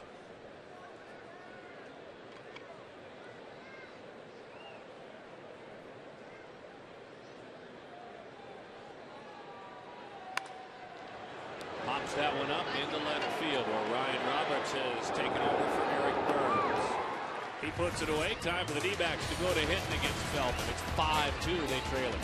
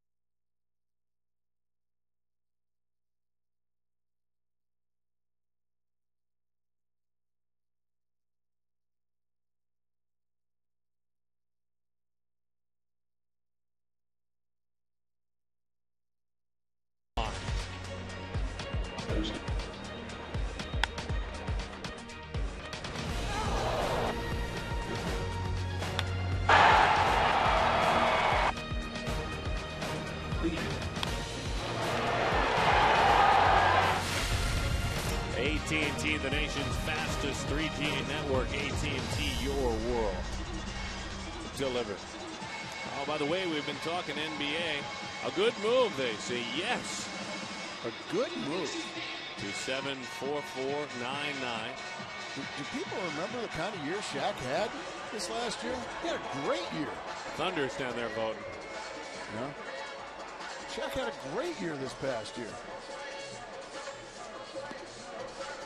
And the later the year got, the better he played, yeah, correct? They traded for a couple of tomato cans. Yep. You didn't like it. Get on there and vote. I did. All right. And I still He's getting voting. outnumbered. Come on, no idea what Thunderman. he's voting. Make mine a triple. No, I mean, you have to win the series for the third Well, it's time. getting to be about that time. It's running up on 8:30. Yep. Attaboy, Thunder Dan. That's big league. A little jealous. Yeah. Yep. Here is Justin Upton. That breaking ball sails in. 1-0 the count. That was our key earlier this evening. Make mine a triple. Meaning. Win your third series of the year. At home. These guys have only done it twice.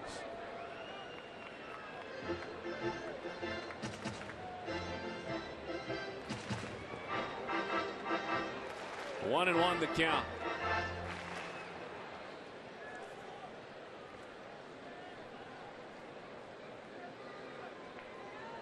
Five to 2 the score.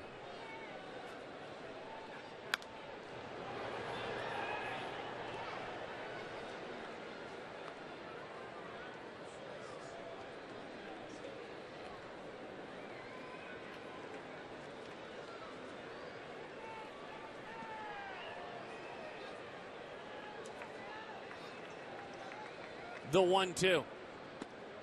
Oof. Goodness. Changed up on him there. Good pitch. Didn't get the call.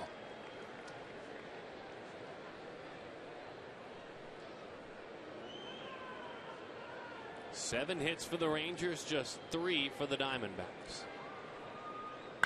Well, that'll change. My goodness. A double for Justin Upton.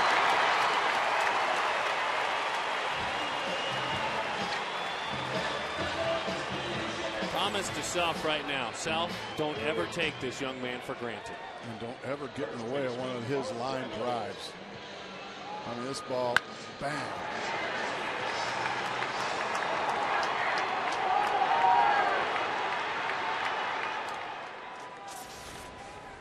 Golly. Reached on a fielder's choice. He's walked. He's doubled.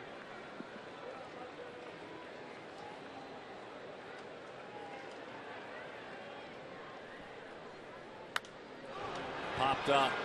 Left side. Michael Young is there. We can talk about the speed and the power of Justin Upton, but there's an intangible that every hitter needs to have that he seems to have all the time, and that's confidence. He shared that with us before the game. Confidence is huge. Going well, going bad, it doesn't matter as long as you keep your confidence and knowing that you're confident in your abilities. That anything can happen, things turn around for you. I mean, you just got to battle and stay confident that you're going to get through things, and that's huge for any ball player. You know what? When I listened to that, I remember what you were saying last year. I remember the mighty struggles that went on and on and on for Justin Upton. Oh, a good 2.5 straight months. And the one thing you would say was, I can't wait until he gets to the point where he truly understands and believes in his own talent. That's what he's talking about right there. Yeah, I remember it was, and the year before that, it was with Carlos Quentin, who's now in Chicago. And unfortunately, he's hurt again. But my advice to those young guys with a world of talent like Upton, and the list goes on of Gerardo Parra in the batter's box. Don't ever forget how good you are. Ever. Because they are so good. The 0-2. Parra gives that one a ride to center field. It sends Bird back. Upton easily heads to third. So Parra is erased on a fly ball out to center field. Unfortunately, a leadoff double is going to have to get across the plate with a 2-out hit. A pop up by Mark Reynolds, followed by a fly ball. And Justin Upton's only on third base. Don't forget, by the way, be sure to get tickets for this Saturday's 1 o'clock game and watch the D-backs take on the Angels. And do so in retro 70s style gear. Come dressed in your grooviest 70s gear to win prizes. 70s Day at the ballpark, 602-514-8400. Visit dbacks.com. I'll be sitting down with you folks, enjoying the ball game in the seats. As that one gets by, here comes the speed of Upton. And a huge run. The deficit is now just 2. But the extra base that he gets when he hits that ball in the left center field, just the pure speed when he tags up, he earned this run. Yeah, that's a cheapie right there. The Diamondbacks will take it. And as you said, just the ability to get to second base when 9 out of 10 baseball players are going to be on first. That's a big run. You got to have the ability to chip away to lead, don't you? It's not easy to put 3 and 4 runs up on the board in an inning. You got to be able to chip away, score them one at a time once in a while. Big swing and a miss from Miguel Montero.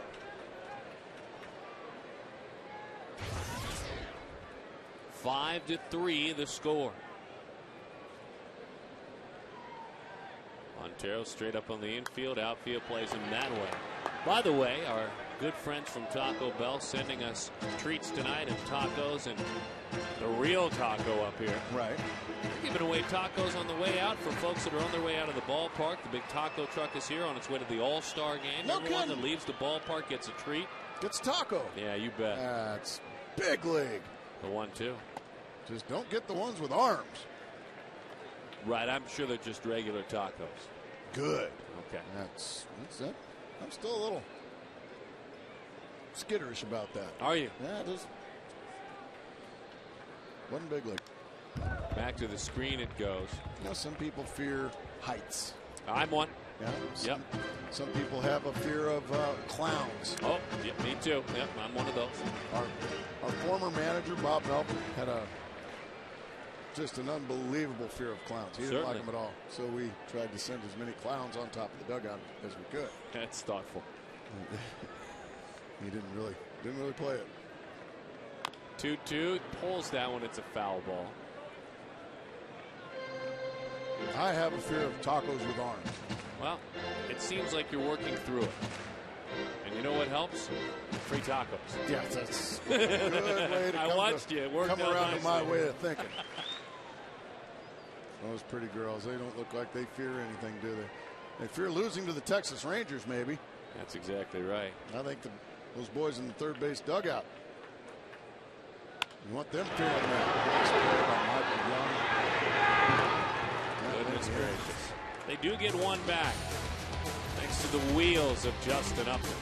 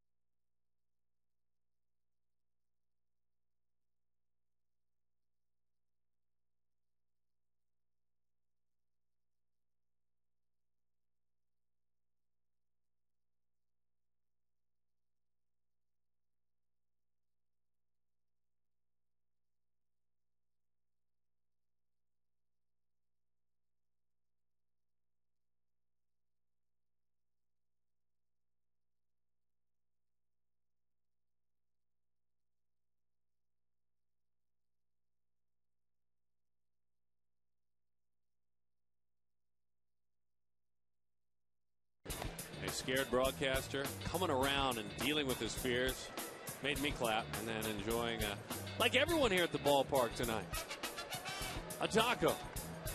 We want to thank our good friends from Taco Bell.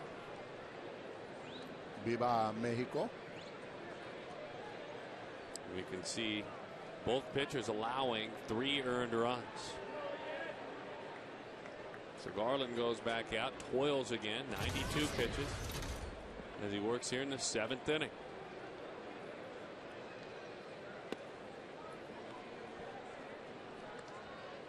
One and 0 the count. That was a nice play by Young to end the inning. And that one is chopped. It is foul. 1-1 the count. That's why you bring your glove to the ballpark, fellas and ladies.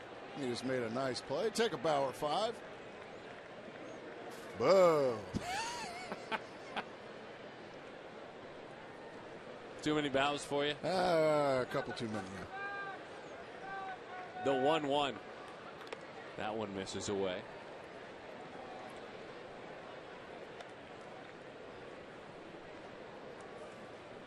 Two and 1 the count to Kinsley.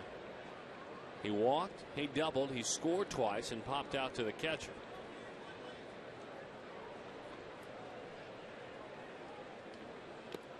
These Texas Rangers wrap up this series, and it's heading back home. They take on the San Diego Padres. Padres come to town. Well, this weekend, the Angels come to town here to take on the Diamondbacks. 3-2 the count. John Garland's old team, as a matter of fact. The Angels from a season ago. And they are playing very well, those Angels. Got whipped today, though. That one is outside. Want to remind you that Ice Age Dawn of the Dinosaurs is hatched in theaters on July 1st. You know what? It's the coolest comedy of the summer. Did you ever see the first Ice Age? I didn't. I did. It was very good. I enjoyed it. I look forward to seeing this one, though. Here is Omar Vizquel, and I always look forward, as many of us do, to watching him work. Tonight, if you just joined us, career hit number 2,678 of Venezuelan-born major leaguers, number 1 all-time now with regard to hits. Unlocking him with his hero. And I think that's one of the more important parts of it. Needs to be told in the story, Louis Aparicio.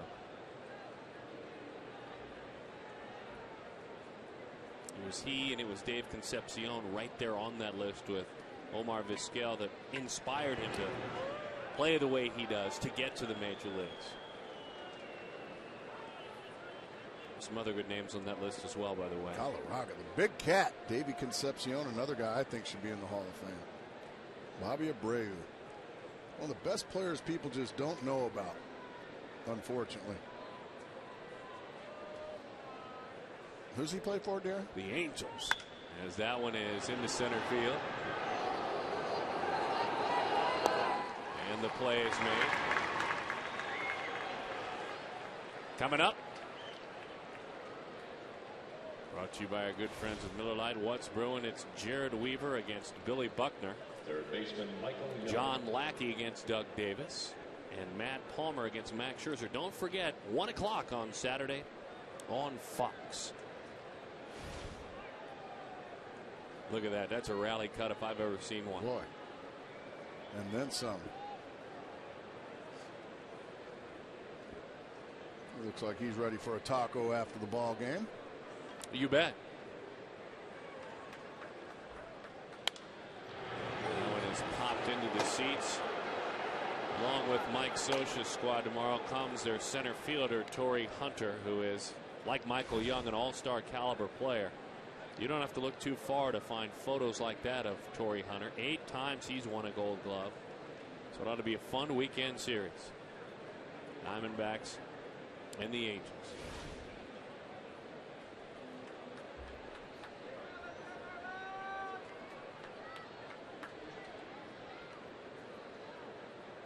Saturday's game, Grayson. Yeah. Fox. Yeah. I'll be here. I'll be down below cheering. You're not going to be up here with me, huh? Our good buddy Kenny Albert's going to be up here. Kenny's coming, absolutely. I'll be here hollering, though. I'll hear you down there. Yep. Oh, no. Are you gonna Saturday, since you got an off day, are you gonna make it a triple? That's the key to our game tonight. Right, 3 series wins. Oh, Right. that's right. I'm sorry. Otherwise, I can't comment. Forgot about that. 0-1 the count. Forward to talking with Mike Scioscia. On Saturday? Oh, no. That one is outside. Mike doesn't know it. Right. Not yet, anyway, but He might be watching at his hotel room. He's here.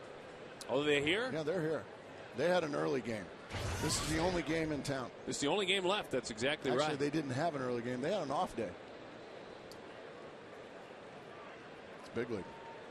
Just made their way in nice and relaxed. Well, you'll hear from Mike tomorrow. We got a night game. The 1-1. Garland knocks it down. Charging. And reaching is Young. We talk about letting the ball travel, staying back and hitting right through the box. Young's made a career doing that. This may have been a double play ball. Instead, once again, the Diamondbacks just can't seem to get a break on deflected baseballs back off the pitcher. And that's going to cost John Garland the baseball, because A.J. Hinch is going to come out and take it from him.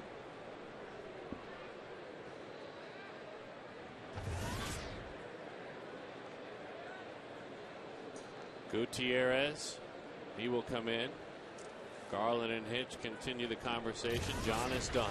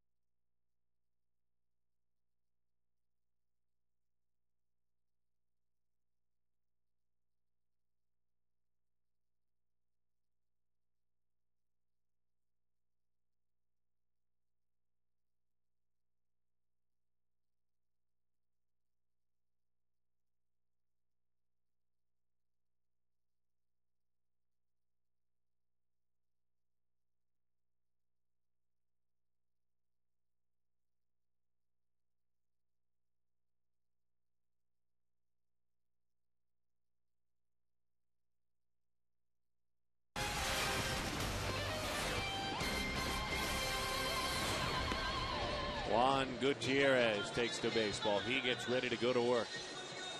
The inning by inning line score in this ball game. A Verizon Wireless call to the bullpen for the right-hander. 31st appearance of the year.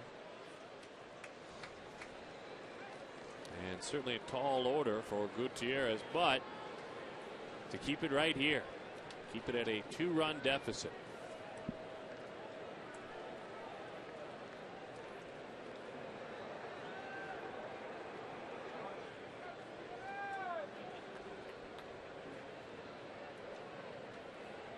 And Andrew Jones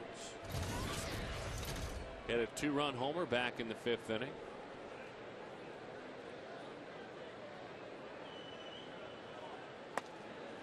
Good looking slider here. Cut fastball just stayed right in the middle of the plate. And Andrew, he's done that a lot. Shake hands with the third base coach as he goes by.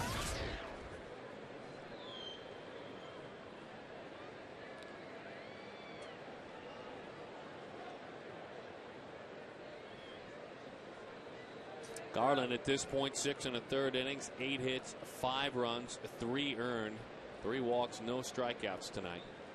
103 pitches. They gave up a 2-run homer to Jones, but in the third inning, his defense really let him down. Thought he threw the ball pretty well tonight, Darren. Yeah, deserves certainly a different fate in this ball game, no doubt about it. I'll tell you the couple of plays that could have been made. I'll tell you it shouldn't have walked in a run. Right.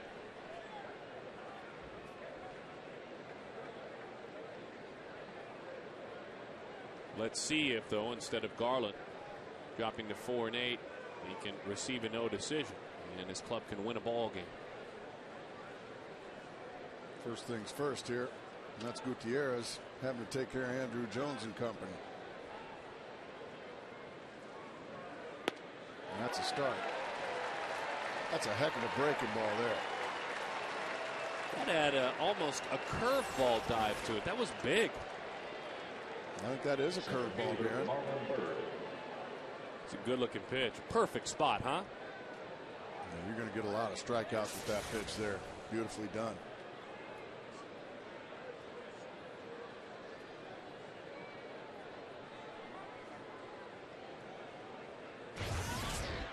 And so now Marlon Byrd. Telling you about the tough times right over the top of that hammer. 0-1 to count that Byrd endured at Georgia Tech. Circulatory problems, 3 leg surgeries. Ended up in junior college in the Atlanta area. That's how he began his pro career. 3 leg surgery, still has tremendous speed. Well, that's a great point, too. For a guy who's a bigger guy, he really can get around in the outfield well, as you said. Fastball in on the ground down the line. That will hurt. Hansel comes on the ground. A little sit and spin on that one. Just spun the hands through the zone right down the line. And RBI number 33 for Marlon Byrd. 6-3 the score. Fastball in, like you say, you spun on it, pulled it past Augie Ojeda. Big tack on run here in the 7th for the Texas Rangers. So the Diamondbacks get one back and promptly give it right back up in the top of the 7th. 23 doubles for Marlon Byrd. It's a bunch. It's a respectable number. You said it. Nelson Cruz takes a breaking ball that is high. Hey, congratulations to a couple of Diamondback minor leaguers on the Futures game roster. Layson Septimo, the world roster at High A Visalia, pitching very well this year. ERA of 2.7. Breaking ball, 1-1 the count. 35 strikeouts in 33 innings. And number 1 prospect Jared Parker, who is pitching in Double-A with a 3 ERA, 3.04. And in 47 innings has struck out a batter per inning of work. Best of luck, gentlemen. Good luck in St. Louis. Bouncing ball out to short. That's Stephen Rue. In time for the out. The night is official for Garland. Now the Diamondbacks have quite a bit more work to do. They trail it by 3.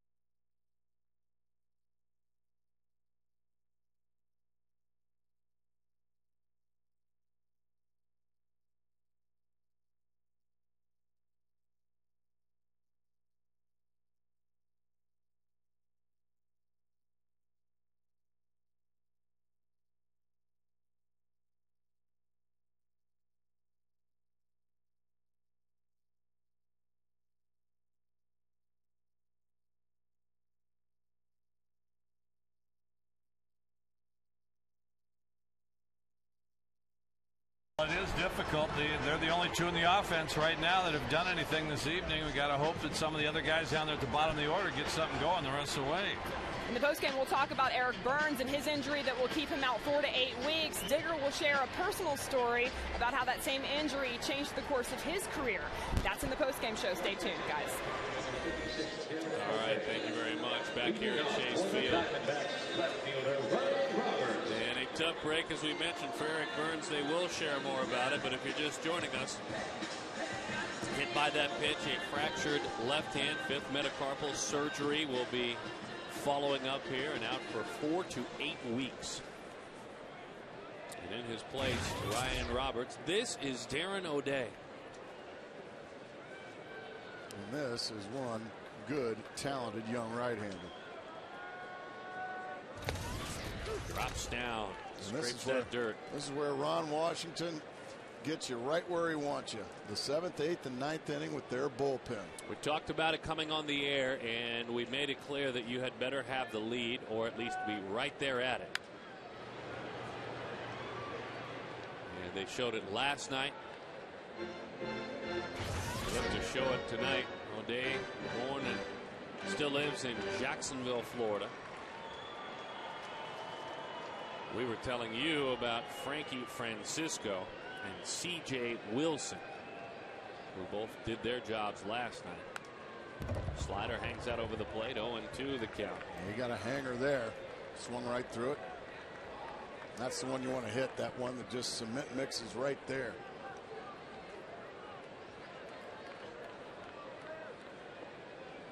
The Rangers, over the last 12 games, their pitching staff ERA is 3.18.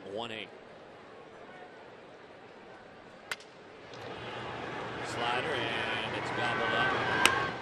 It's O'Day, but then Mark Grace, these two gentlemen, they do it, and what do you hitters call it? In a filthy manner? I mean, uncomfortable? Dirty, rotten, ornery, mean. That's what these guys are. I mean, they throw hard. They've got great off-speed stuff. They can make it's those guys. It's one thing to get you out, Darren. It's another thing to get you out and make you look bad. That's what they do. They have the ability to make good hitters look really amateurish. Hate those guys. Now, in the open, we kind of liken hard-throwing left-hander, hard-throwing right-hander to maybe a Dibble, Charlton, and Myers combo. Ooh, I just got chills. Nope, didn't like them. They weren't much fun. How could you like them? They all threw 95 or more. They all had great. Well, Charlton had a great split finger. Dibble had 100 mile an hour, 102 mile an hour fastball with an unbelievable slider. And then Randy Myers had probably the least amount of stuff, but everything was on a corner. Yeah, I mean, he never threw a ball in the middle of the plate. Fly ball left field. Andrew Jones is there. Something about a good bullpen. Oh, boy. Something about the discomfort and maybe the anxiousness that it causes for at-bats in the 5th and 6th innings. As Tony Clark is called upon.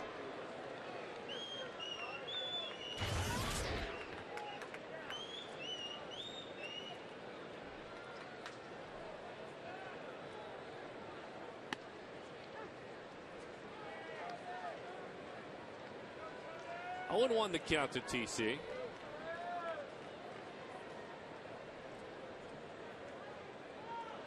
One home run shy of 250 in his career. More than 800 RBIs at 818. Was 0 for 3 with a walk last night.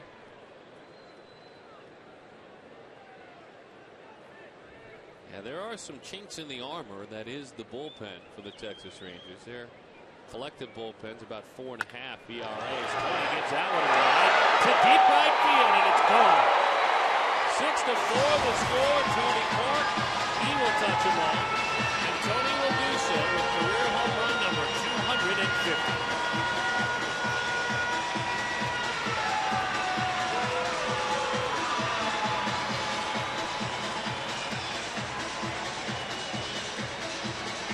That got out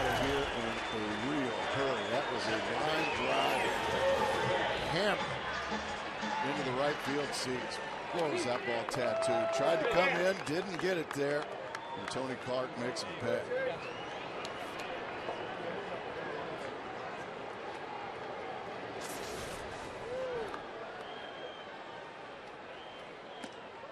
Well, you know what you think when that happens. What's that? It's been a tough year. It's been a year with injuries. His team has had a tough year. Good for him. Oh, of course. Good for him.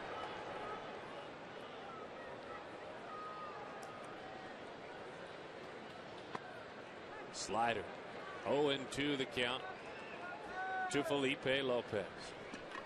Felipe is 0 for 3. That looks like a San Diego State hat there, Darren Oh, Sutton. Yeah. nice. That's the smartest kid in the crowd right there. That's No Steven doubt. Strasburg. Felipe hits a fly ball to center. No, it wasn't. Oh, I thought I'd check. How about that man, Tony Clark, touching them all. Fist bumps all around for the 250th time.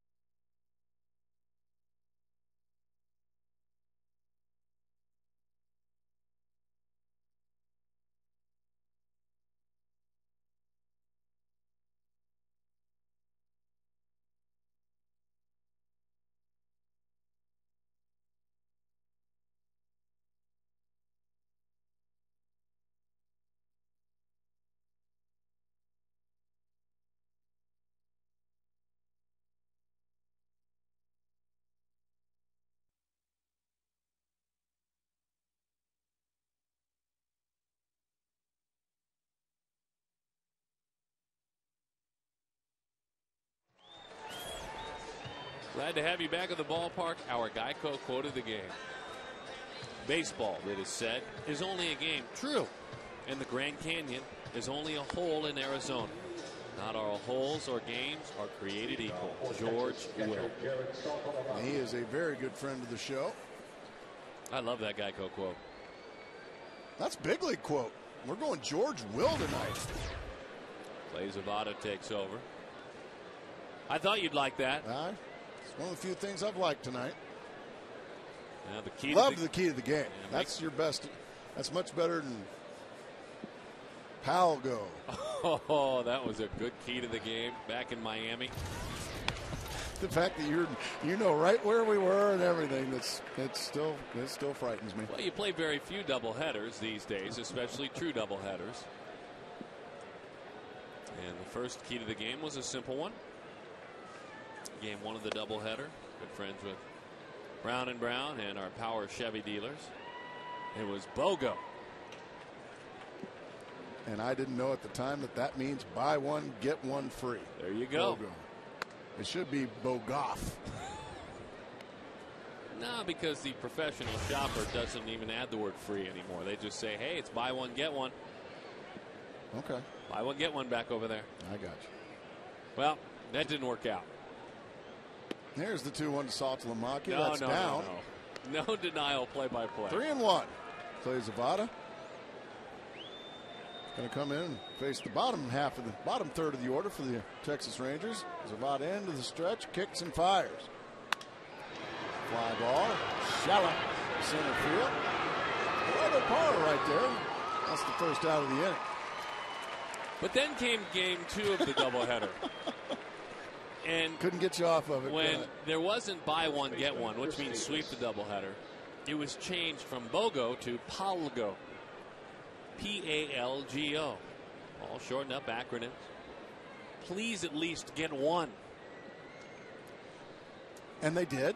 They ended up winning the ball game. 13 innings. Yeah, long night. 9 hours of television. Then we had a nice long post game. We did. We had a full half-hour post-game show after that.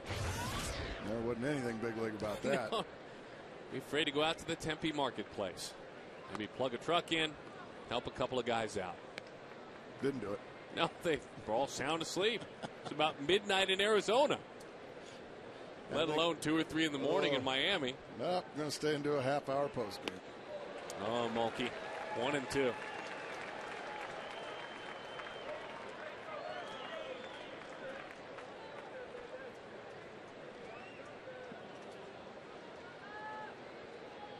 The left-hander against Chris Davis. That one sweeps away. Anyway, just kind of reminiscing on the year that was. But I like tonight's. Tonight's been the best of the year. Make it a triple. Make mine a triple. And Darren's going to be saying that is. Wow. Chris Davis takes strike 3 right down the middle. That's the first time he's been retired on the evening. Lefty on lefty. Just a fastball down the middle. Strike 3. Clay Zavada continues his role here in his young career.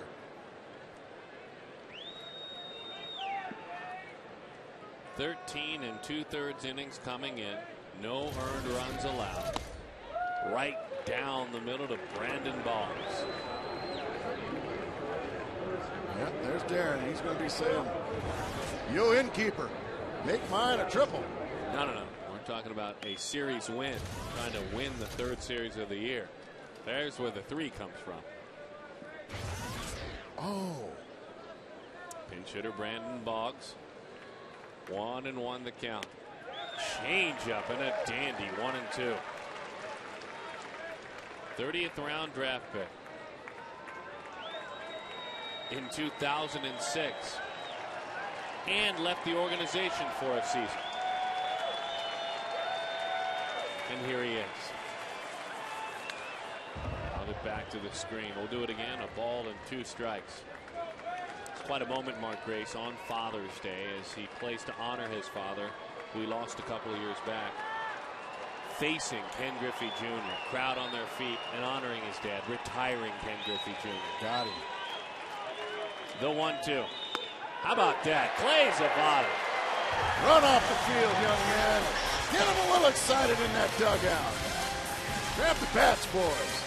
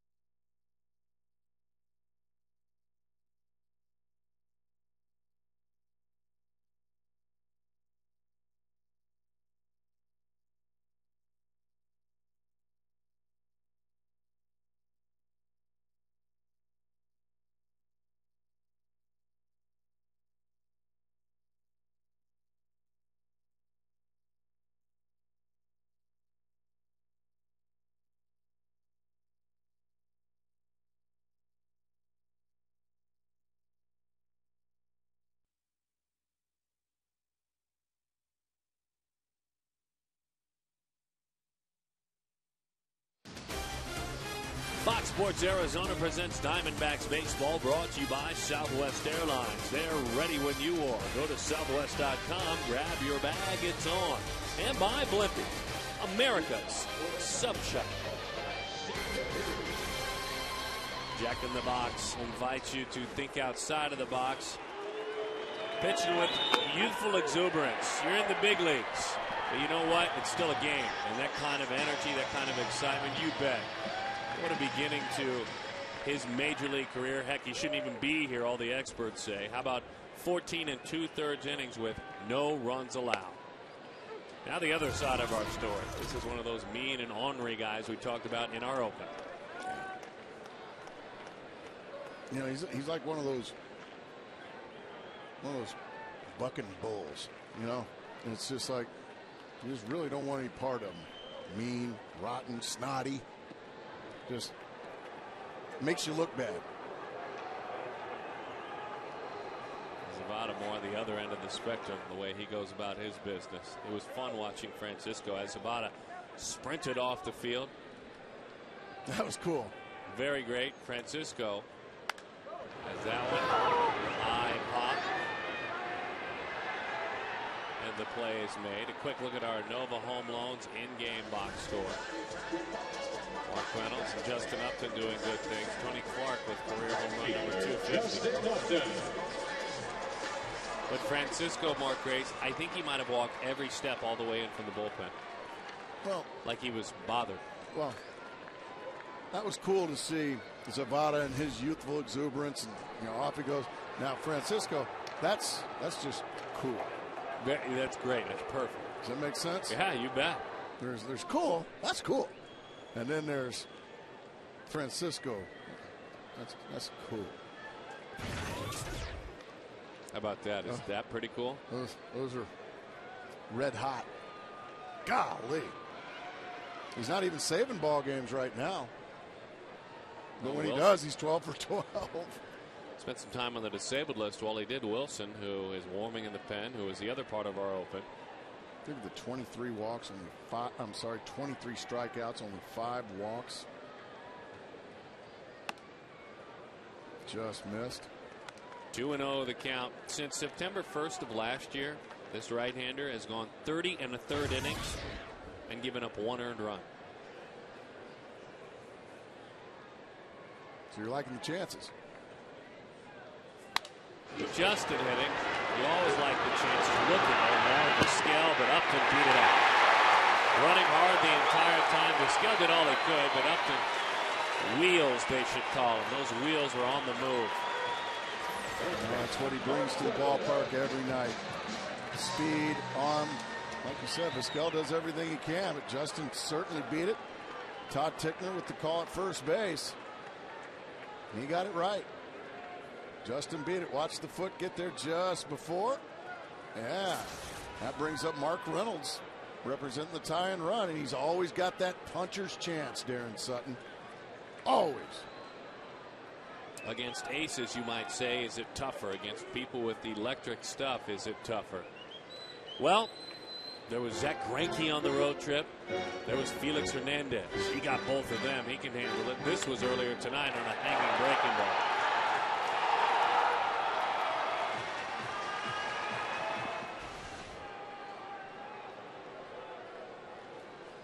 Francisco uncomfortably stepped off the mound trying to get Justin back.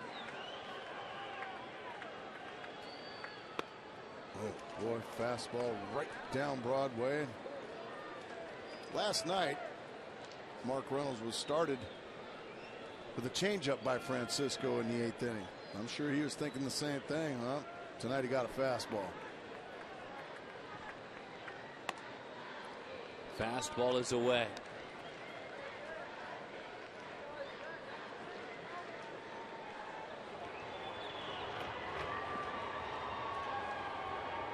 Tony Pena warns.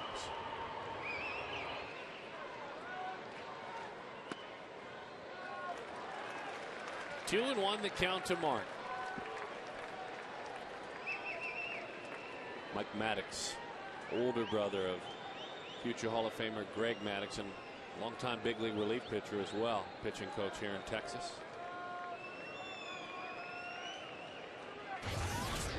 all of his counterparts in this business, having spent a few years with him, he's a grinder. The 2-1. Oh boy, that was Reynolds' pitch. You can see he's upset with himself. He got it and he missed it. These are the ones you make your living off right here. Oh baby, put a good swing on it. Just fouled it off.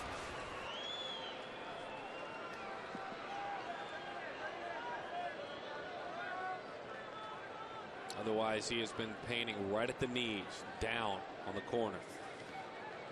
Changeup bounces, 3-2 now. A guy that rarely walks anybody, only 5 on the season. Now a 3-2 count.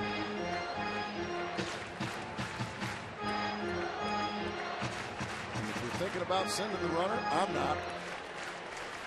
No way. You let Mark Reynolds just lock in, see if he can find his pitch. And Justin, well, he can score on a homer.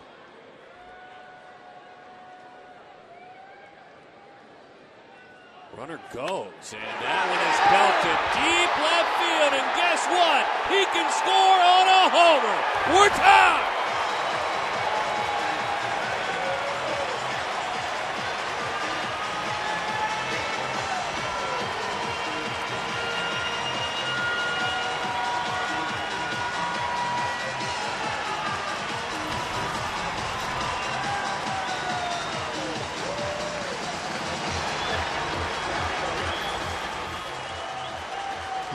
That mistake. Fastball down the middle. He knew he got it. Way out of here to left center field. And I'll bet you that makes Ryan Roberts happy. Yeah, you bet it does. Yeah, Justin. These guys are excited. Boy, 2 two-run homers for Mark Reynolds. He's making his all-star push there in Sutton. He had struggled coming into this ball game. Just 2 hits in his last 24 at bats. Very, very unhittable. Not tonight.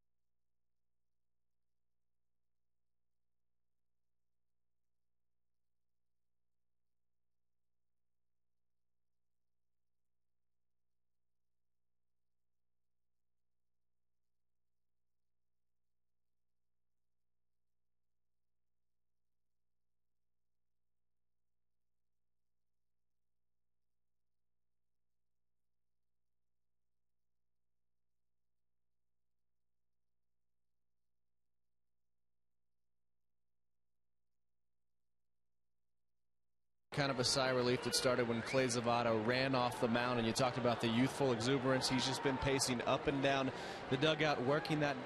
One thing that he has said over and over again is, I didn't come back to baseball to press, to get nervous. I came back to have fun. He's having fun, and his teammates are following his lead. Thank you, Mark McClune. A nice tie in there, I think, and a nice reminder how Zavada, Mark Graves, carved right through the Rangers, sprinted off the field as if to say non-verbally, let's go. Yeah. Let's pick it up a notch here, boys. Let's not kid ourselves. I've been sitting out there in the dugout or in the bullpen all day. I'll give you 1 inning.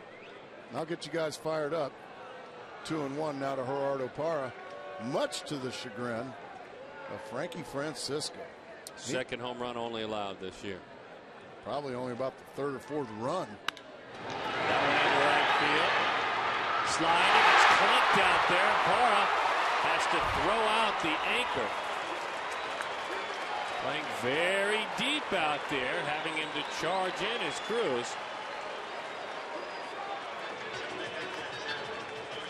Well, that'll go as a base hit. A line drive. And Nelson Cruz giving everything he's got, but off his forearm it looked like. And I don't think that one even got gloved, Darren Sutton. I think that was right off the forearm. So the Diamondbacks cooking up a brew here with one out, 2 runs across. Mark Reynolds, his 6th multi-home run game of his career, his 2nd of the year. As that one is a topper and it's a foul ball. Earlier this year, I believe it was about May the 20th was the last time Mark Reynolds had a multiple home run game. And I remember because the key to the game when Mark Reynolds homered twice was Polgo.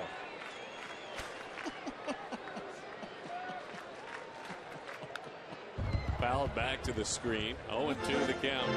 Well, my 2 favorite ones, Polgo, and I'll tell you what, the Diamondbacks come back and win this, so I just might have to make mine a triple.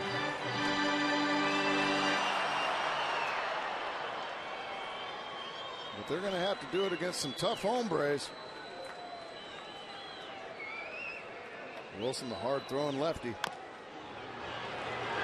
Parra sneaks right on by. Kinzer rocks and fires and throws in time for the out. What a productive out. Parra moves up to second base. Now a base hit can give you the lead. And it's Ryan Roberts. Wilson, since April 25th, has pitched in 20 games, working 20 innings. His ERA is 0.90.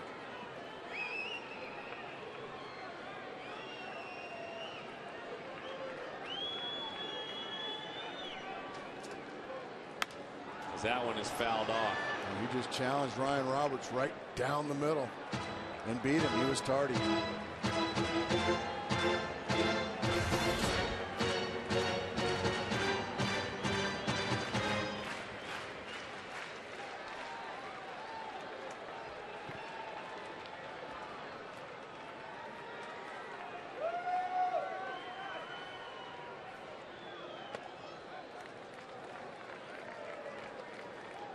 One and one the count.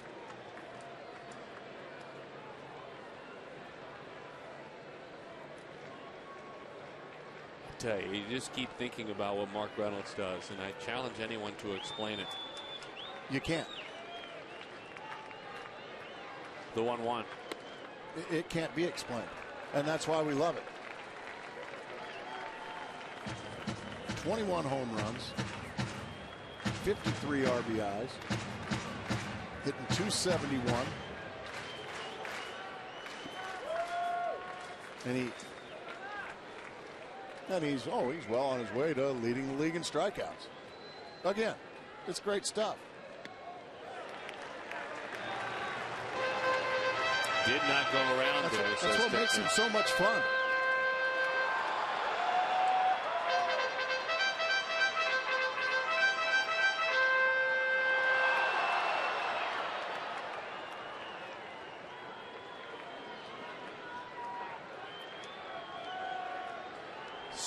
Six our score. Fly ball right field going back into this Cruz, and he is there to make the play for the out. The passion started by Clay Zavada, kicked up another notch by Mark Reynolds, Ryan Roberts, and just enough to see this game tied at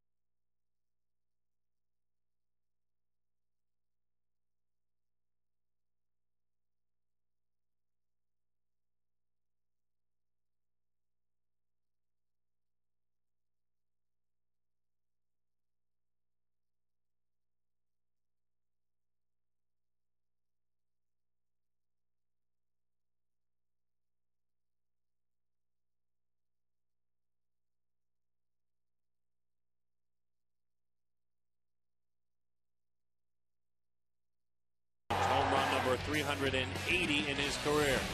What a round number. How about 250 for Tony Clark? And an even dose for Mark Reynolds. 2 home runs tonight. A no-doubter. An unbelievable no-doubter. And again, Felix Hernandez, Zach Greinke, and Frankie Francisco. Elite arms in the American League. They all know who Mark Reynolds is now. They know his name. They will remember the first baseman. I was going to call him the third baseman. The first baseman for the Arizona Diamondbacks. And they're going to turn this tie game over to the closer, Chad Qualls. Tied courtesy of that young man right there.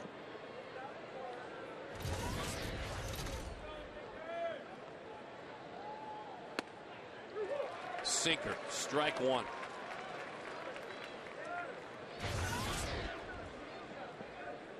Oh, and 1 the count to Ian Kinsler. Trying to put a 0 up, go for the win. Win in the bottom of the 9th inning. Slider, strike 2. This guy's got big power as well, Ian Kinsler. He's got 18 long balls of his own.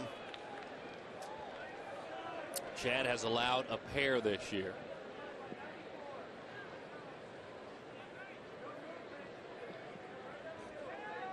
Just 4 walks and 26 strikeouts in 27 2/3, and a big time ground ball pitcher. This is in the air, but you'll take it because it's an easy chance for Stephen Drew.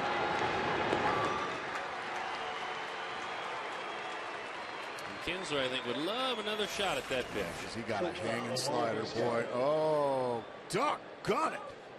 Yeah, that's exactly what he said. You could read his lips. That's what he said. He's still disappointed in himself.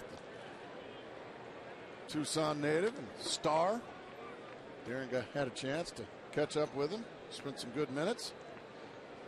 Talking about just why and how the Texas Rangers have gotten into first place.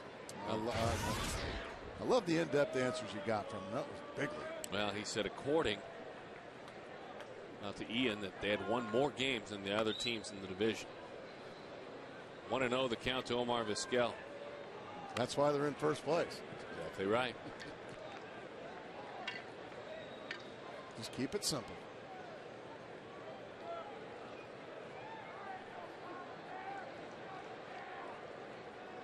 One and 0 the count. That one dives away. 2-0 the count. The Texas Rangers, by the way, with the Angels idle, need to win to hang on to first place. A loss, they're a half back. A win, and they're a half up. 2-1 the count. Omar Vizquel earlier tonight with a single in the first inning. Career hit number 2,678. Of all Venezuelan-born major league players, more hits than anyone. This time, though, it's on the ground. Reynolds will let it go, which means Qualls gets over there. And by a step, he beats Vizquel to the bag. And he says, yeah, I got it, Mark. Don't worry. No, Mark Reynolds will learn in that situation. Just go to the bag and get over there a little quicker than that, Chad. Had it all the way, didn't you, Chad?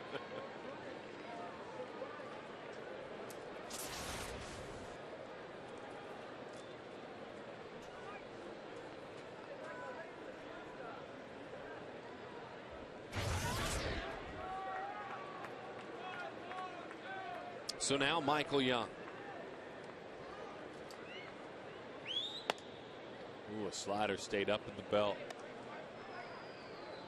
1-0 the count.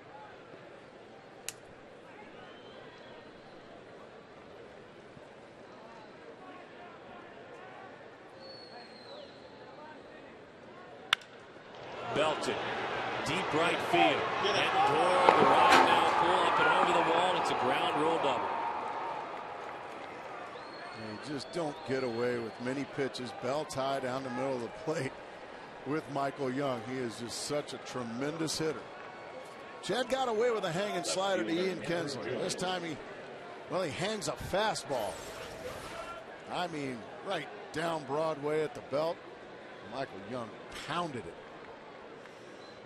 About 405 feet to right center field, the deep, deep part of the ballpark. The only thing is keeping this at a tie ball game, Darren Sutton.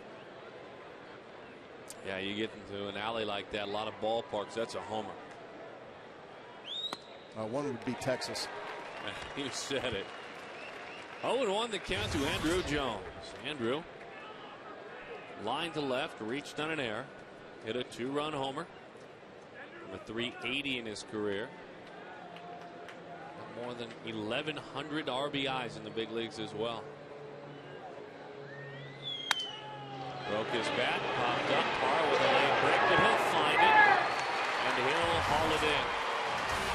Well, good friends with Taco Bell send you to the 9th inning and remind you that 7 runs is a victory, and those tacos will be that much sweeter.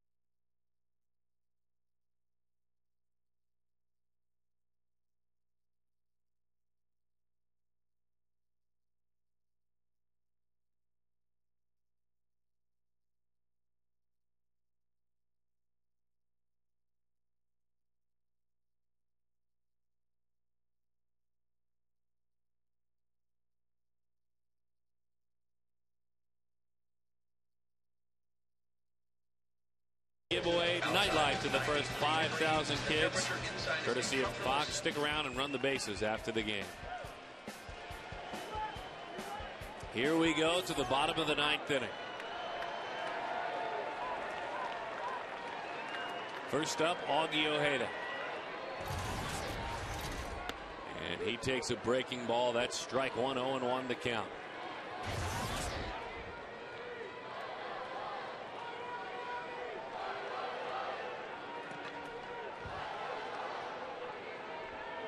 Inside, 1-1 the count.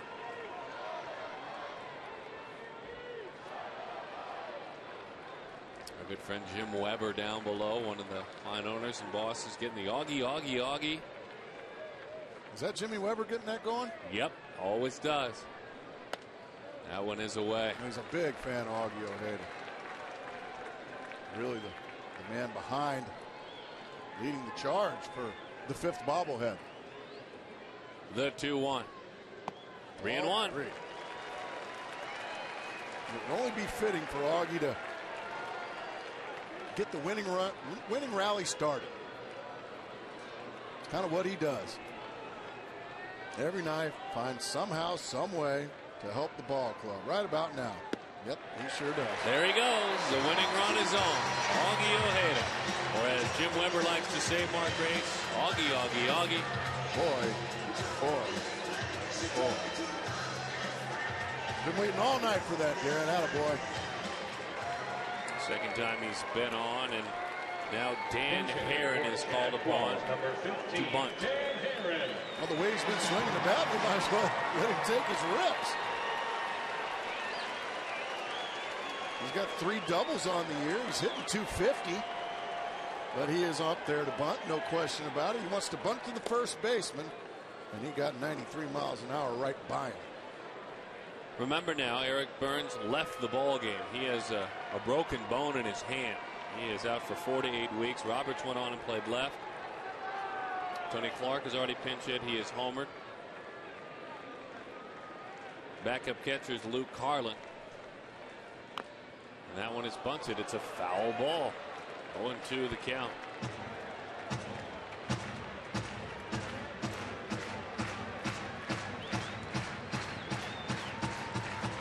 got down a 2-strike bunt last night when he pitched a whale of a ball game. You just want to bunt it at the first baseman if you can. It's going to be a tall order with this stuff. He goes down on strikes. So a strikeout there of Dan Haren. Unable to get that bunt in. Second baseman, Lopez.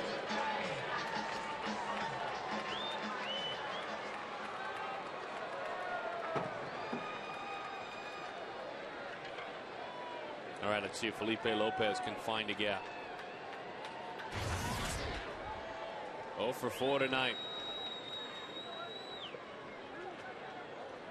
Very deep in the outfield, playing no doubles. And hugging the lines as well. Look at Michael Young at third. Oh, my goodness. I'm not a big fan of that. Too much? What, are you going to take away foul balls? Well, it leaves a huge hole in the infield. Yeah, that's exactly right. That's just too much to hit through, if you ask me. And I played for some managers that didn't like to play the line, the no doubles. And then I played for managers that did. And I would rather play maybe a step or two, but like right there, that's insane. 1-2 the count on Lopez. Felipe lost his bat. It didn't break.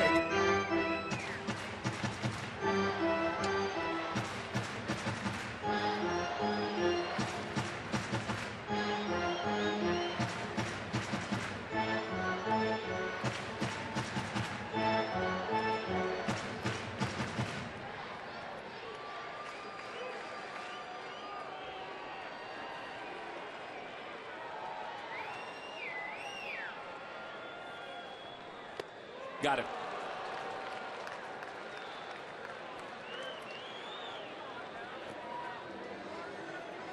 Just the old-fashioned high hard one right here. Up around the chest and right by Felipe Lopez.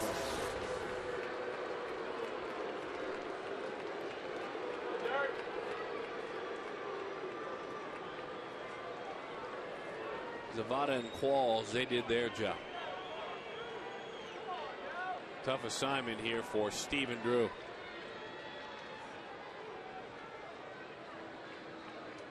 And I would imagine Tony Pena, who is warming in the pen, is set to work next. Should the Diamondbacks not win it? Yeah, well, I would imagine he'd love to just toss the ball aside and go join his teammates for a celebration after Stephen Drew's at bat. That's probably where he wants.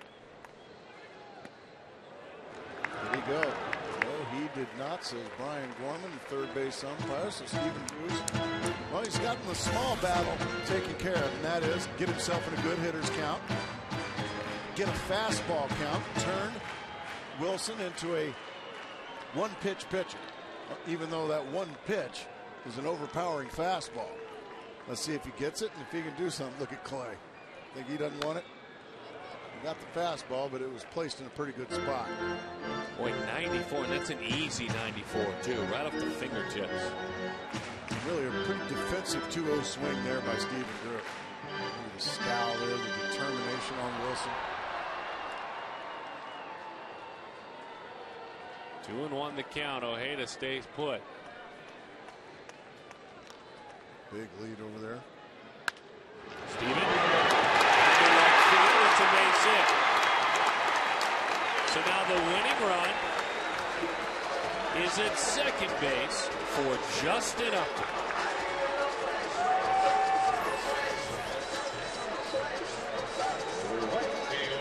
Justin Upton. Yeah, it's decision time for Ron Washington. The decision is made. He's going to go to his bullpen. He's going to make a double switch. David Murphy will trot out to left field. Andrew Jones will call it a night. We'll reset the situation when we come back. A double switch. More after this on the new Rangers Hurdle.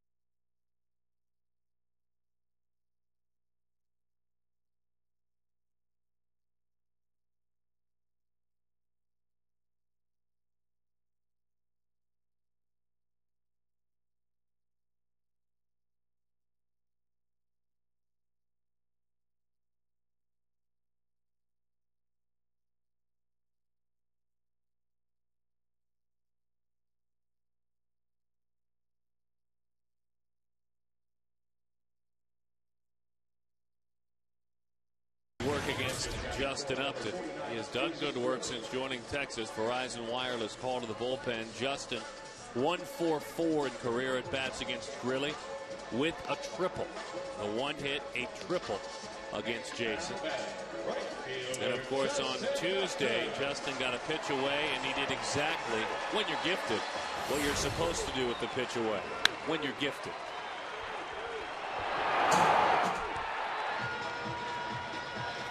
Taking Texas leaguer right here.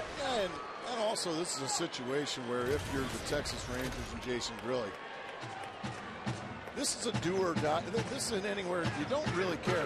Do you really want to pitch to Justin Upton here, or do you really maybe want to pitch to Mark Reynolds on deck? You've got some place to put Justin Upton, so you can be a little careful.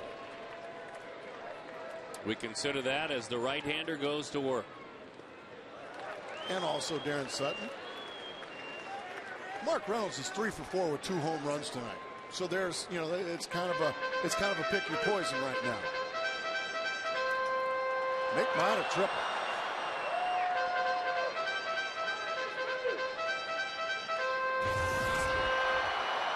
He reached on a fielder's choice. He walked, he doubled, he singled, hitting .327. That average has gone up 4 points on the evening.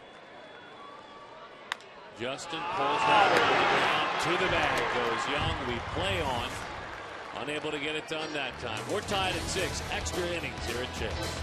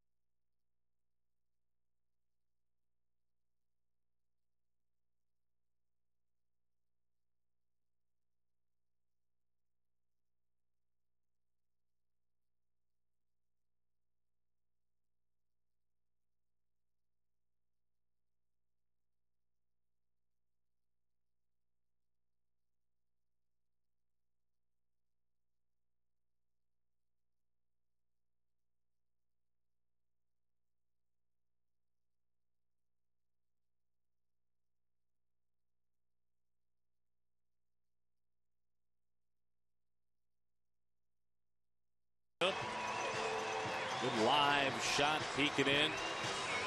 Overhead tonight. Scott Geyer piloting around town. Some pretty shots he has gotten us this evening. Good friends and partners with Fox Sports Arizona going to the hip this evening. As Tony Pena takes over.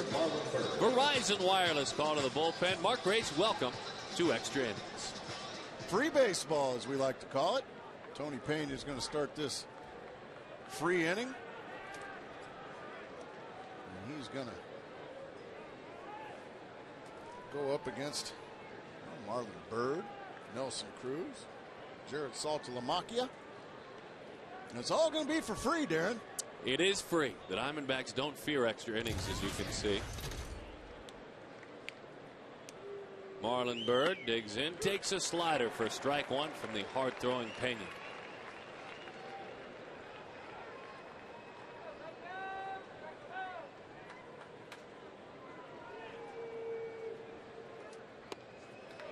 Back-to-back sliders, back-to-back strikes.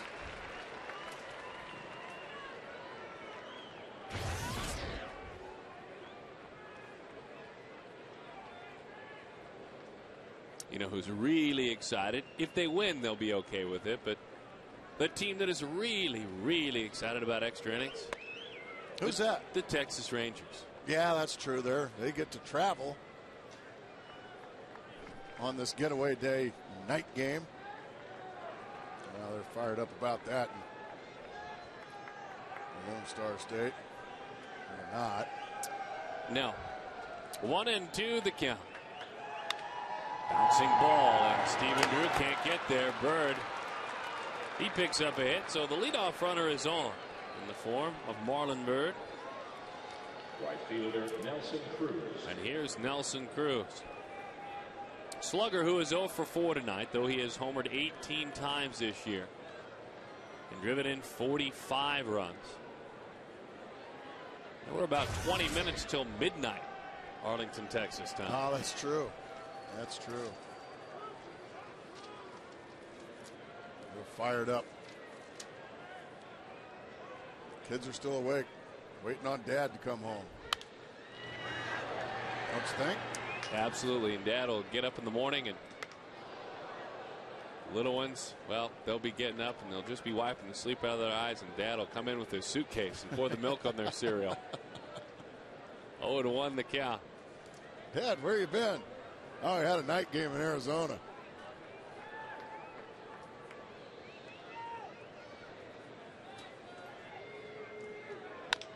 Bouncing ball. There's one. Look out. They get out of there. And nice job getting the lead runner there. 5-4 on the putout.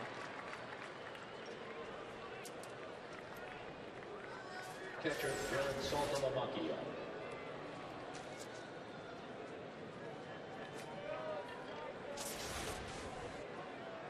Saltalamacchia this evening with a single, and when he picked up that hit, hitting streak 6 games, he has actually hit safely in 9 of 10.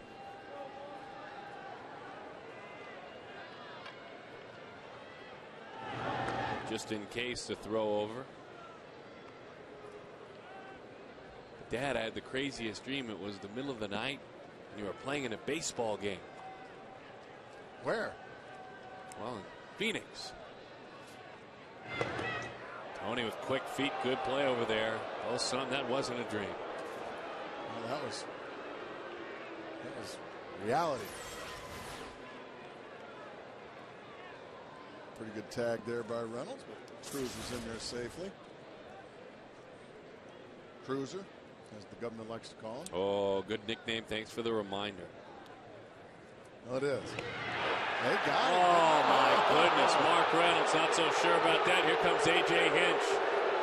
He's going to get some help. Mark Reynolds probably still hasn't learned how to argue in this situation as a first baseman. So you know what? He's going to step aside and let his manager do it.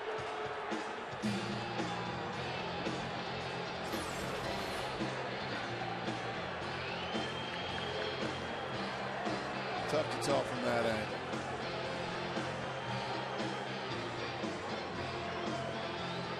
He's out. He is out. Bigger than life.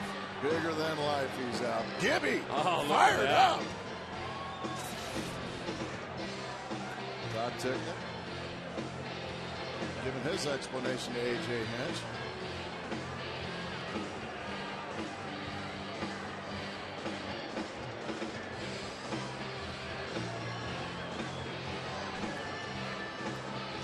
A.J. continues to state his case. Some help is coming from Jerry Davis coming up. Todd Tickner's getting in position to maybe eject A.J. Hinch for the first time in his career. Now Jerry Davis, the crew chief, so he's going to come get A.J. out of there. It's okay to argue with both of them too, A.J. There's no rule against that.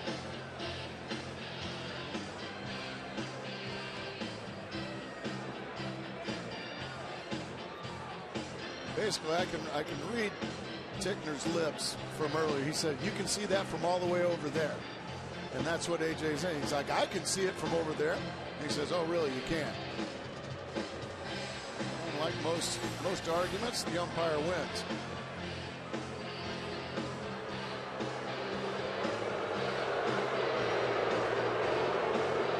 Yeah, there's your tag there. He's cleanly out. We saw Joe Girardi get ejected on that same play. So what happened there, A.J. just probably didn't swear enough.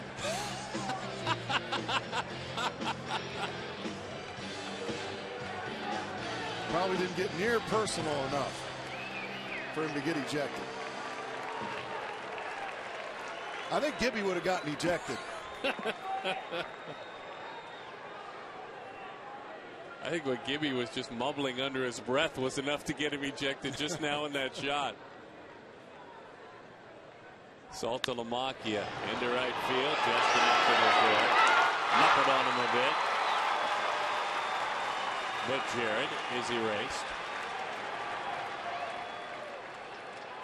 One more pitch was all it took. And that's going to bring up Chris Davis, who's got 3 hits tonight. He's got 13 home runs on the year.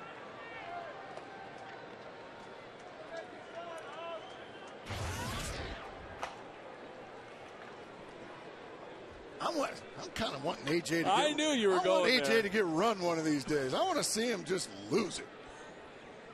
I mean, just spit flying all over the place. Pull the bag out. Oh, yeah. Throw it. Kick dirt. Maybe put in a wad of tobacco or something like that and just get medieval on him. Not necessarily on Todd Tickner, but just any umpire. That's part of the fun. Umpires don't mind that. I mean, just go Billy Martin on somebody. Maybe Don Zimmer, big lead. Well, the crowd's got his back. There's no doubt about that. Every play, whether the runner goes in standing up or it's close, it's boo. Who's your favorite arguer, or is? You know, Lou Piniella can lose his mind, but he's taming. I tell you who I enjoy only because he knows how to get ejected so regularly, and he chirps all the time from the dugout. Who's that? Is Bobby Cox. Oh, yeah. Bobby usually gets ejected from the dugout. He doesn't lose it as bad as like an Earl Weaver or even Lou did a couple of years ago, Lou Piniella. Oh. Yeah, when you play the Atlanta Braves in Atlanta, they're in the first base dugout. And then when I was playing for the Chicago Cubs, Darren, the visiting team is in the first base dugout. So I was always pretty close to the Braves dugout in both places. And you can hear every word Bobby's saying. And he has earned every one of those ejections. Trust me. I mean, every one of them are well-deserved. I played for one of the great developers of young players. Obviously, it didn't work for me because I had no ability. But when I played for Casey Kochman's dad, Tom, a lot of his stuff trickled onto the national scene. He got ejected one time, took his shoe off, held it right up to the umpire's nose and said, a couple 3 years ago? This is, well, a little further back. It was when I was playing. This is what you smell like? This is what you smell like. In Yakima, Washington, he brought out the entire huge trash can onto the field from the dugout. Oh, boy. Didn't throw it, just set it out in the middle of the field and said, this is where you belong. That's beautiful. That is beautiful. I love it. The shoe off, and they were... And that's part of the fun. That's part of managers and umpires. I just want to see AJ get heated and get run. See him get his money's worth. Big swing and a miss from Chris Davis. On a 3-0 count. He got the green light from Ron Washington because he's got big power. There was a shoe company, not as well known. Ringer was the name of the shoes. Minor leaguers wear them. And Koch got an endorsement deal out of that. They made T-shirts with him holding the Ringer shoes. Oh, that is classic. Made sure we all got a pair out of the deal.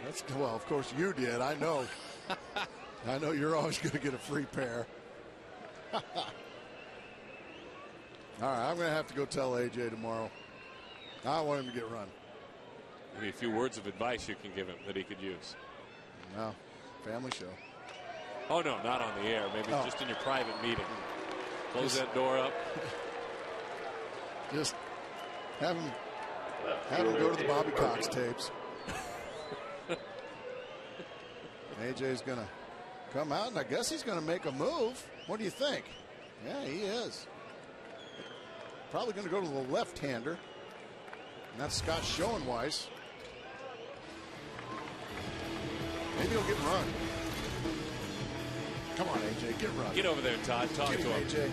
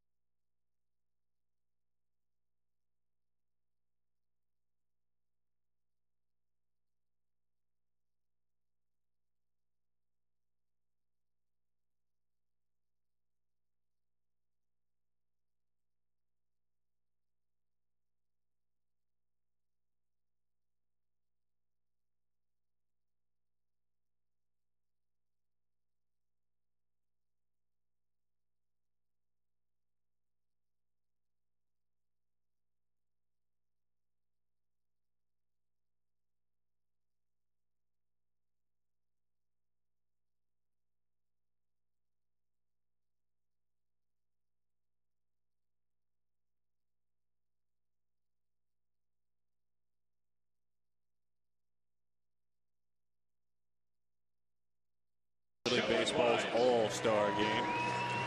On Fox, July 14th. From St. Louis, the Diamondbacks will be heading right into town after that.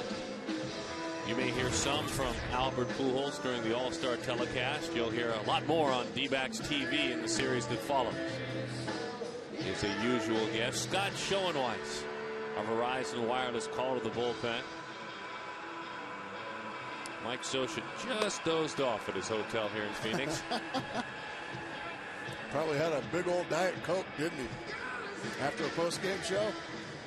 No, he didn't have a game today. Still probably enjoyed a soda. Oh, young man, hang in there. Come on now, summertime, you can sleep in. Oh, we lost him right there. There's him and Mike Scioscia. Done. All right, David Murphy. Scotty will go to work.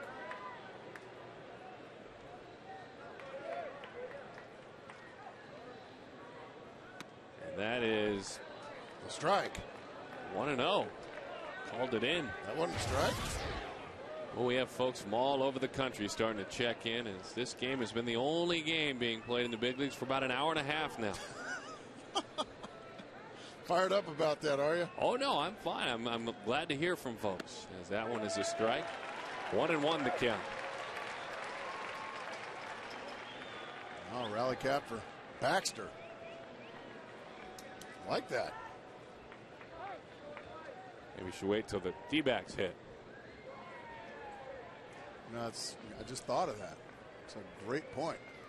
1-1 the count. Well, he's been crazy and mixed up for a while, that mischievous one. Got me again today. 1-2 the count. David Murphy. How'd it get you? Well, I got on the elevator and it looked like somebody had gotten sick in the elevator. Nope, as I was about to get sick myself, I realized that Baxter put down the fake vomit, and he got me. 1-2 the count.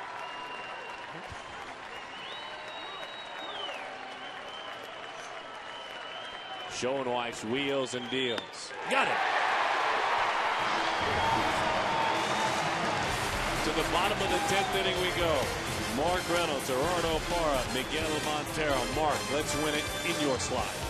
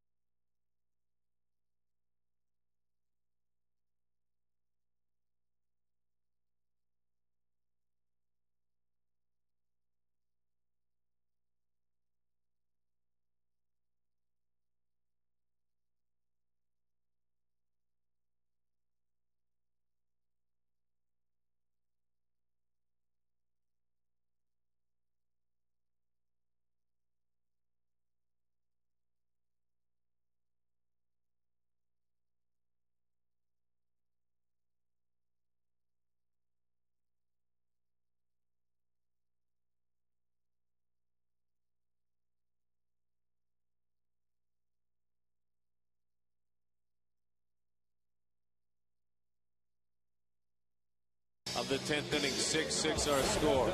In the first inning, Mark Reynolds, hanging breaking ball. Andrew Jones couldn't get there. 2-run homer. In the 8th inning, different pitcher, different stuff. Frankie Francisco further.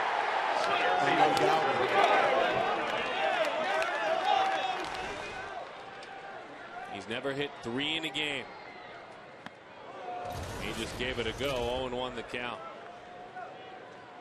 He and Justin Upton on pace for 100 RBIs. Only the second set of teammates to collect more than 100 for the Diamondbacks in their history. The last time it happened, 99. Matty, Jay Bell, Gonzo, and Finley all did it. 1-1 the count. That only drove in 142 that year. Well, he was unbelievable that year. Now Baxter should have his rally hat on. You called it. The 1-1.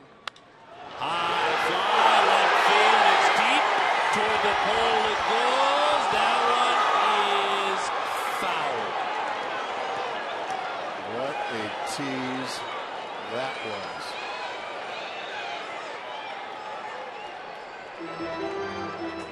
That was almost the third one, Darren Sutton.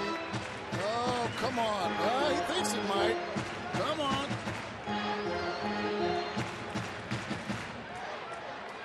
But it was cleanly fouled. The 1-2. That was a good fastball there from Gurley. Somehow, some way, Reynolds was able to get a piece of it. Anytime I hit a home run foul, Darren Sutton, I might as well just throw my bat in my helmet because I'm striking out the next pitch. He was able to fight that one off. Oh, you thought that was far. You thought that was a good hit. Wait till you see this next one. Oh,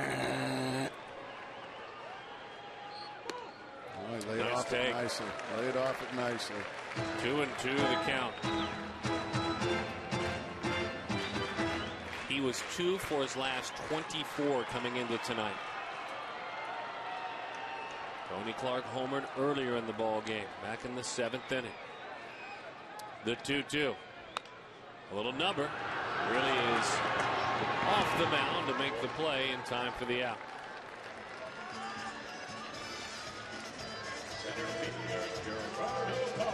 Gerardo Parra has grounded to short, flied to center twice, and he has singled.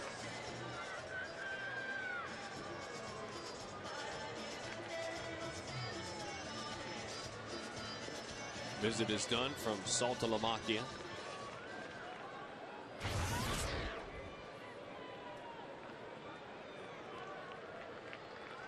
Outfield continues to play very deep. Infield straight up. Even with the bag at third is Young, as that one is away. 1-0 the count. Eric Byrnes out for quite some time if you're just joining us. Hitting the left hand with a pitch has a broken bone. Will require surgery. Boy, tough pitch there. Yeah, that one had a little extra on the outside corner from Jerry Davis. But when you're a rookie, Darren Sutton, that's a strike. Really's been at it since 2000 when he broke in with the Florida Marlins. That one out on the side of a changeup, it looked like. 2-1 the count.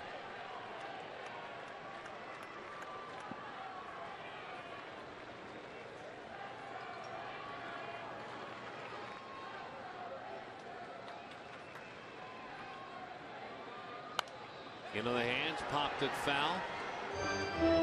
And it is Friday morning in Arlington, Texas. Clock just struck midnight in the Lone Star State.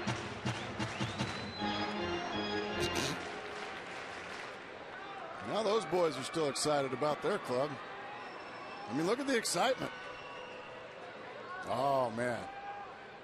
Elvis is excited. With that slider down and in, what a play. Took a horrible hop. Davis stayed with it. No hazard pay over there, Mark Grace. You've known that for years and years in the big leagues. That's a couple of times we saw Mark Reynolds almost get his face taken off, and that time Davis makes a nice play. So Miguel Montero, he's 0 for 4 tonight.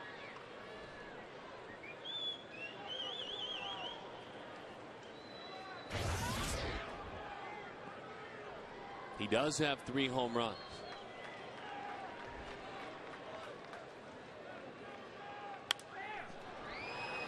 Big swinging and fouled off.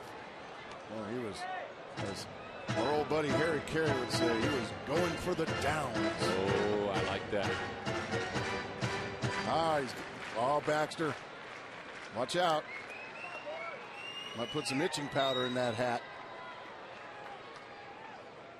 The 0-1. Up and in, 1-1 the count.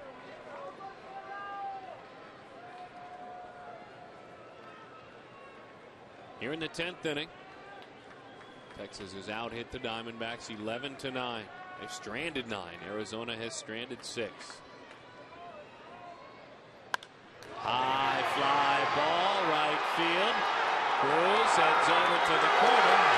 He's got room, shy of the track. Got under a slide at the top of the order, due up for the Texas Rangers. We move on to the 11th.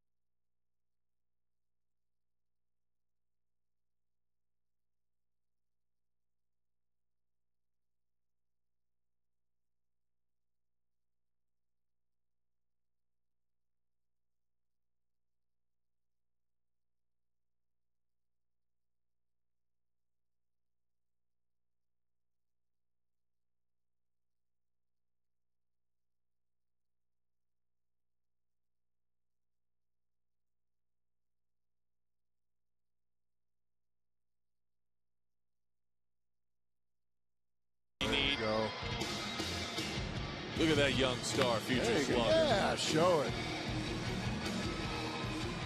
Hulkamaniac. You bet, little Diamondbacks fan. That young man someday may grow to be 6 feet 11 inches tall. You think? You never know. Here is John Roush. In his last 12 outings, his ERA is 1.35. The opponent's batting average is 178. Been quite a turnaround for a right-hander where you wondered where the hope was coming from for a while. You saw him lose confidence. The important innings, they were getting less and less. Now that's changed. Well, Darren, and deservedly so. Oh, there's no doubt about it. He was struggling big time.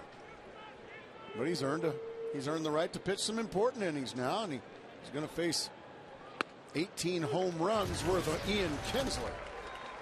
Stride. I got the edge a little bit. Thinking about that AJ ejection. I wanted it. But yeah, I was going to say he didn't. I know, but I wanted it. He'll get tossed. He'll go down there. I'm going to have to give him a few choice words he can say next time to get run. So funny when he got back to the dugout. Stays so stoic. And just under his breath, not even talking to anyone, was Kirk Gibson. And my guarantee is that just speaking to himself, what Gibby was saying was enough to get run. There's no question. That's why I said, oh, Gibby would have gotten run just on that. 2-2 the count.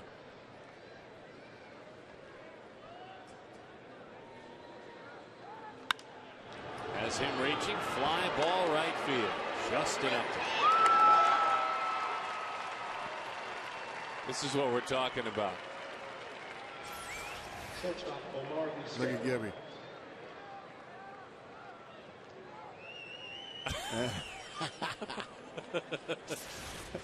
Yep, he'd have been gone.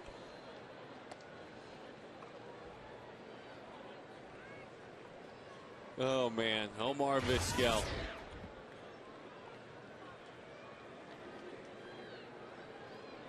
Omar As the breaking ball is away, about 3 hours ago, 3.5 hours ago in the first inning. It was special to him, I'll tell you that. It's special to all watching. Career hit number 2678, number 1 all time in the hit column for Venezuelan-born major leaguers. Blocking himself from Luis Aparicio.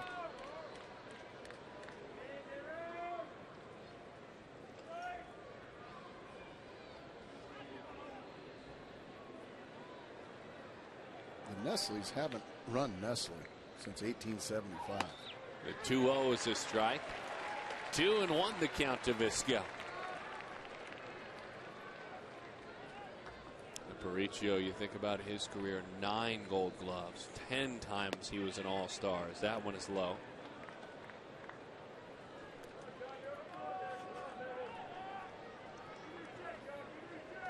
Aparicio never played any defensive position in his career other than shortstop, as the count is 3-2. He's taken all the way. Team baseball there by Omar Vizquel. I guess he's thinking, well, I've got more than any other Venezuelan native. I'll just draw a walk now. Well, he did.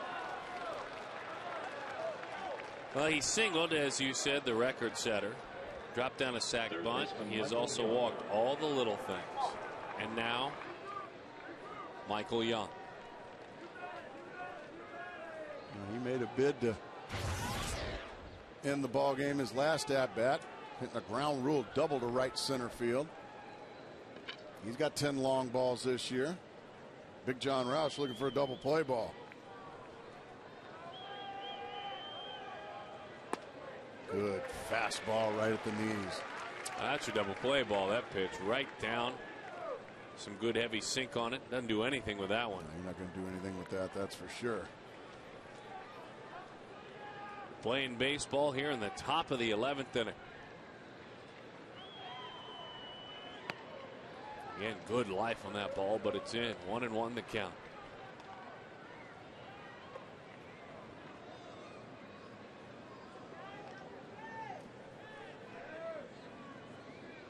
Twelve other ball games in the big leagues, long wrapped up.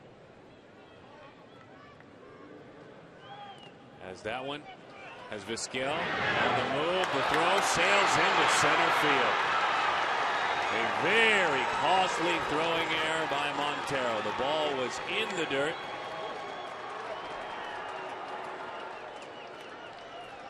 Now, first of all, great heads-up base running by Omar Vizquel, anticipating.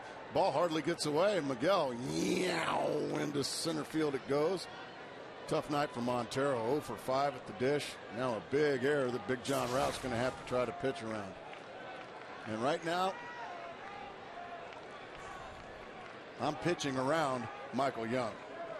I'm putting him on first base, and I'm taking my chances with Hank Blaylock, who's on deck, and he's just pinch hitting. Wow. Nice pitch there. Got the slider on him. 2-2 the count. Infield has to come all the way in. They are. Just for my money, Darren Sutton, this guy's just too good a hitter to mess with in these situations. Let's see if Big John Roush can execute. Yep. He hung it, and it's into right field. Justin makes the play at the shoe tops, and they don't move up.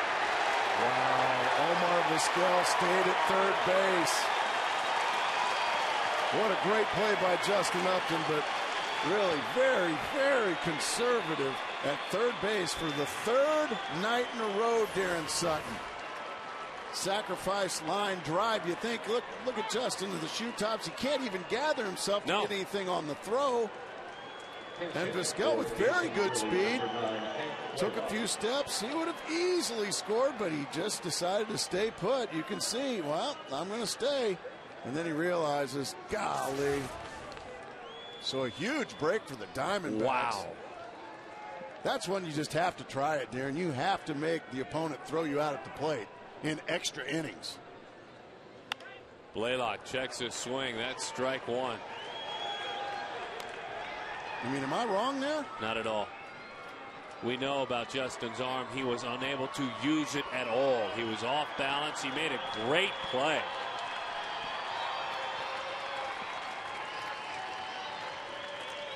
Still have to get Hank Blaylock, though. 0-2.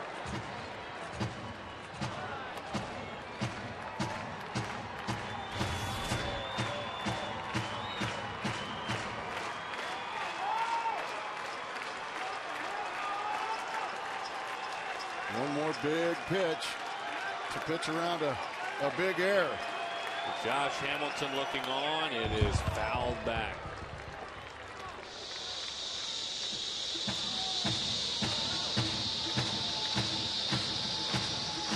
Six runs, 11 hits, and no errors for the Rangers.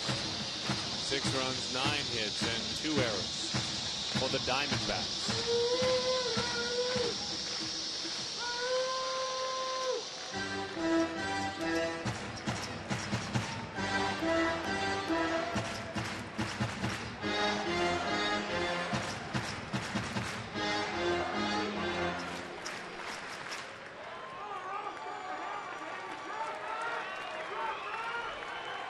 They want it high, the 0-2. He gets it there. It's popped up right field. Long run, Justin Upton.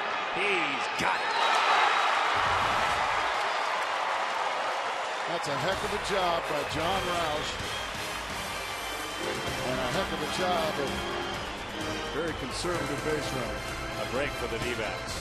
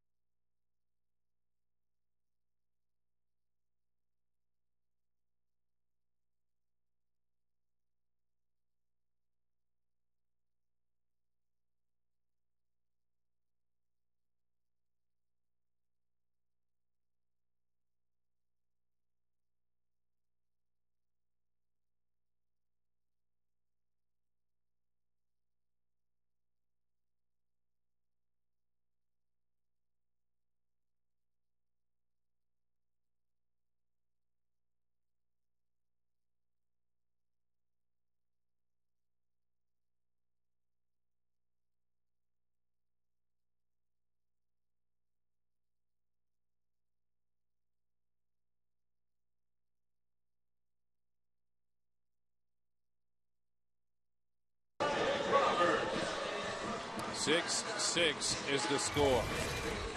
Justin Upton came charging in. And you're not going to get much on the throw when you've got all your momentum just desperately trying to get it back in. It's up the line by about 10 feet, and Omar Vizquel just said, heck with it. I'm going to stay at third, and Big John Roush did the rest. Watch Michael Young. You've got to be kidding me. That could have been the ball game. Instead, it's breaks like that, Darren Sutton, that if you're the team that gets that break, you've got to take full advantage of it right here and right now. This is veteran Eddie Guardado out of Stockton, California. All those good years pitching for the Minnesota Twins. To Seattle, Cincinnati, Texas, back to Minnesota. The count is 1-1. We don't want to overlook what Justin did within his abilities on that play. I mean, to get anything on that throw anywhere near the plate off balance is incredible. Well, Darren, only his speed's going to catch the ball in the first place. And that's the other part of it. The 1-1. 1-2 the count.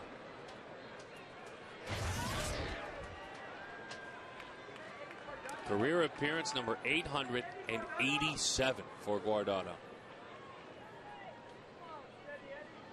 Our statistician, Kurt Zacher, likes to call him Everyday Eddie. One of the better nicknames. Well, that's actually a nickname. A very good one. Not like your favorite snipe piece. Fly ball right field. Love that nickname. There he is. How far did Justin go to get to this ball? Well, you see, well, you did. You just had to come a long way just to get it, and then you're just not going to get much on the throw. It's about 10 feet up the line. Like we said, we keep harping on it, and yeah, if you're the Diamondbacks, you're just loving life. You live to fight another inning.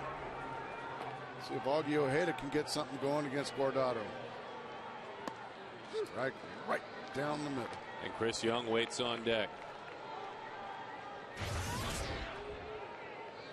Young in pregame drills today showed he was ready to start. And because of that, to make sure, they want to give him one more day just to be sure. And according to his skipper, yeah, a little bit of the edge. And that's exactly what the skipper wanted to see. He'll start tomorrow. He will start tomorrow for sure. That groin that bothered him. 1-2 the count to Augie Ojeda. Well, Guardado in his last 6 outings has gone 5 2/3 innings. Opponents have hit .417 against it. Of his 10 hits, 5 of them have been for extra bases, 2 homers and 3 doubles. So it's been a struggle for Eddie. Jim Weber down below leading the Augie. Oi, oi, oi cheer. You can hear Jimmy's voice just booming all the way up here. The 1-2. That one's outside. 2-2 the count.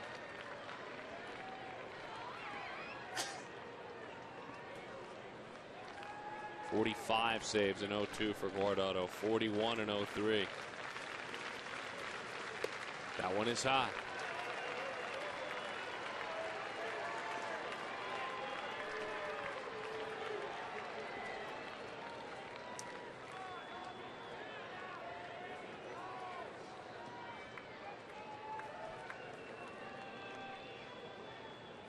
The 3-2.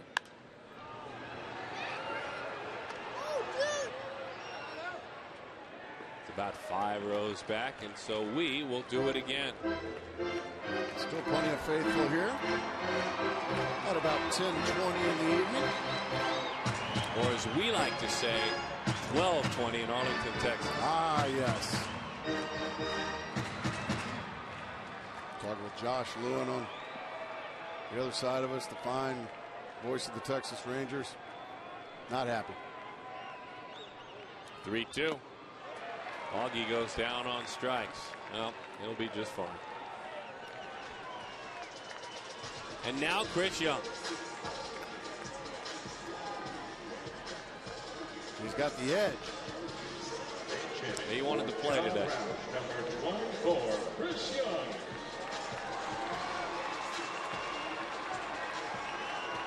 I don't know. I think I feel it, Mark Grace. Really? You feeling awesome? Yeah. Is he going to slug a homer? I think so. Feeling something good coming on. Yeah. Look at his last 10 games.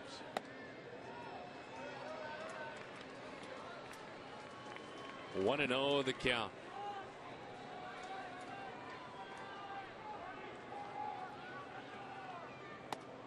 One and 1 the count.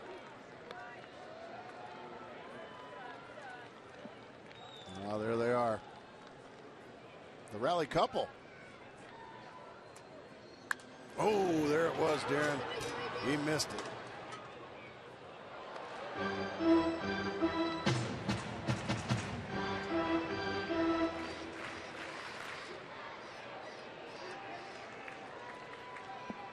One and 2 the count. In his last 14 games, hitting .313. As that one is low. And interesting in that time when you knew he was starting to turn the corner. In that time, he's got 15 hits, but 11 walks as well. And 10 extra base hits. Outside, 3-2. Hey, don't forget those tacos from Taco Bell still outside the ballpark. Still open? One gets one. The 3-2. Ball 4. There's those walks we were talking about. A very close pitch.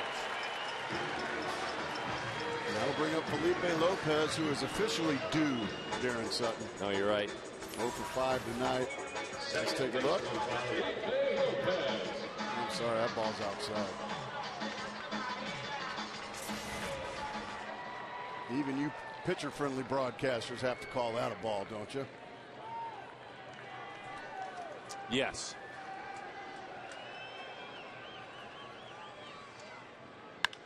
Felipe slices down there to make the play is Nelson Cruz. We played 11. When we come back, we'll bring you the 12th inning.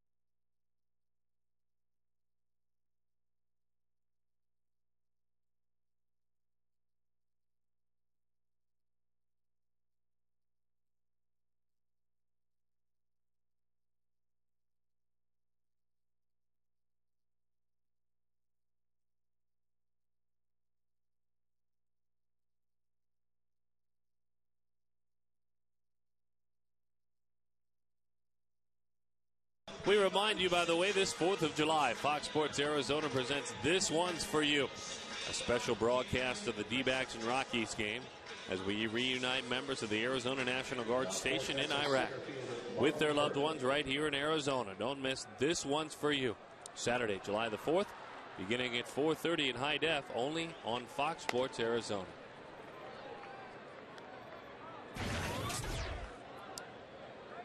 Nope. Not over yet. We play on. Our Verizon Wireless call to the bullpen. Omar Vizquel been throwing the ball well of late. Don't forget to stay tuned for the post-game show. Huh? Coming up here in a little bit.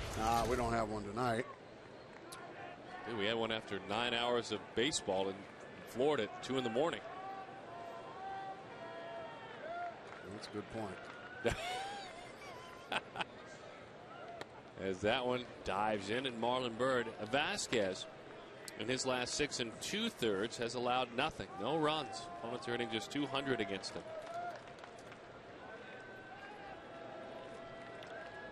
Have to talk to Mulkey about this. The 1-0. Our supervisor, 1-1 the count. Well, the good news is we won't be wearing those terrible pregame show microphones. Oh yeah. Oh gosh. Get those fixed for you, right? You know, I've got to promise that we will no longer be wearing those. Skin cover. Nothing big league about that. You have an almond in your cheek. Yeah, that's kind of what it looks like. Storing up nuts for the winter time.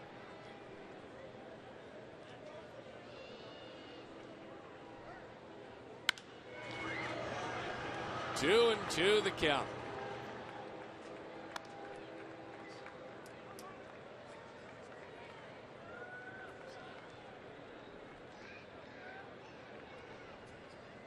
Six our score. Talk to Mulkey about that. Yeah? She gets it done. She wholeheartedly agrees with me. The 2-2.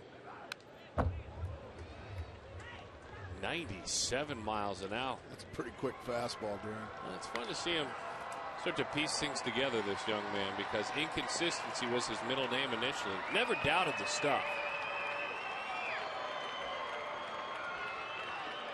But this young gifted prospect for the Diamondbacks is, as we mentioned, starting to put together some outings, one after another. Throw a fastball or a changeup here. On 2-2. It's a changeup and 80 wide. You have to hurry. They got it. Not even exactly where he wanted to throw it, but in the end, a very good pitch. If the result is an out, it's usually considered a good pitch. Nice play by Augie Ojeda, getting the fleet of foot Marlon Byrd.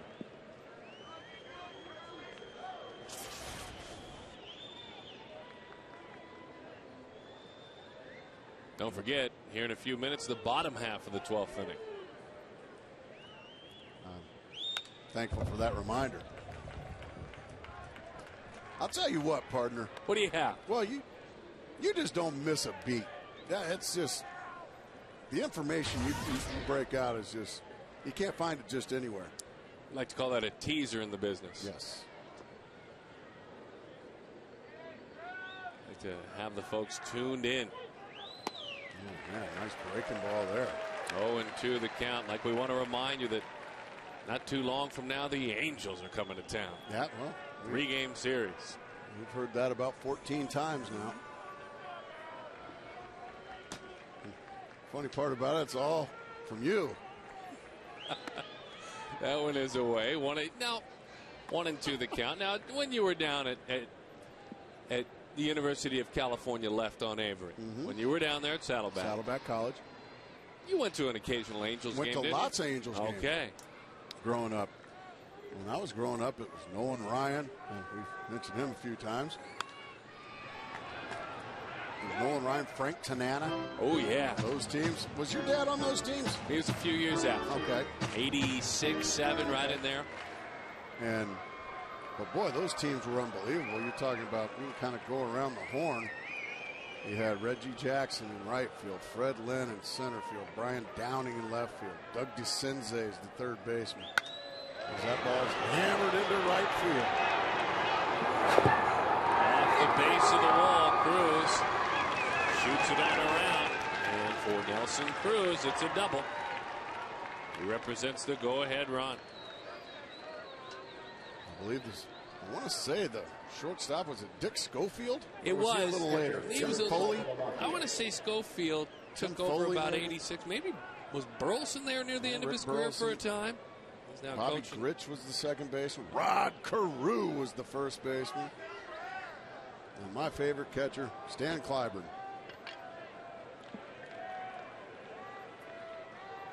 Dan Whitmer.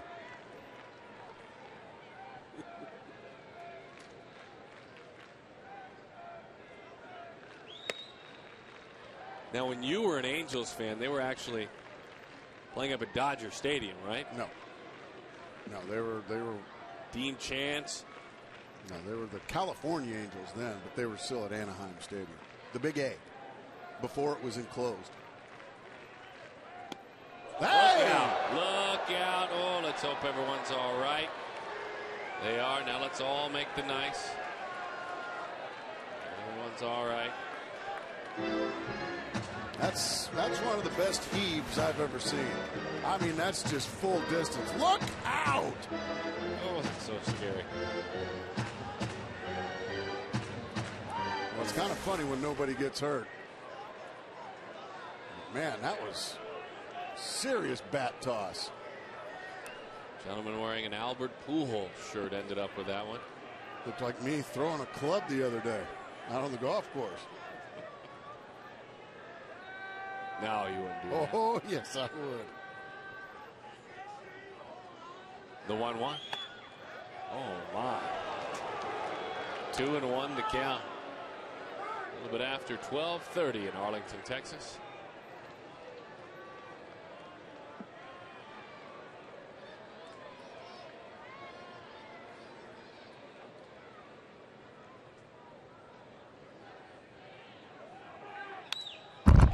That's a good fastball right there. He beats Altalamacchia with it. Clyde Wright. Used to watch Clyde pitch. No, didn't see him. Nor did I see Bobby Valentine. Bo Belinsky, though. No, didn't see those guys. 2-2 the count.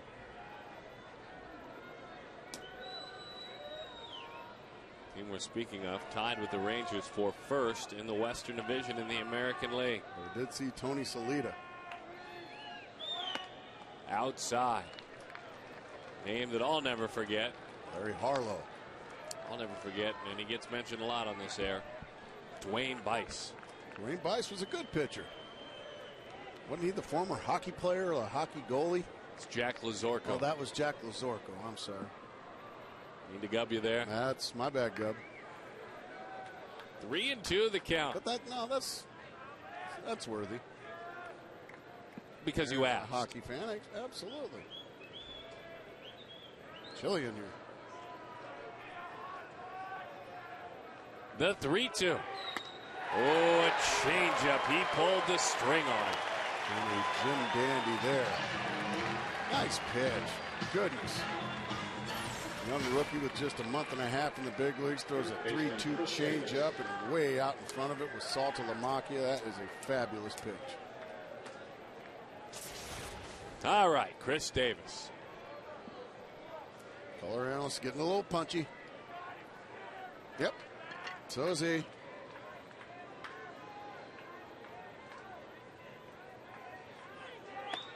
That one runs away.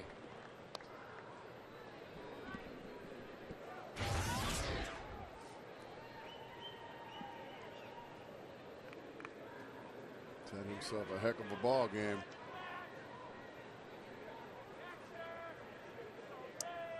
Yes, he has, as he works the count in his favor and takes a changeup away. 2-0 the count.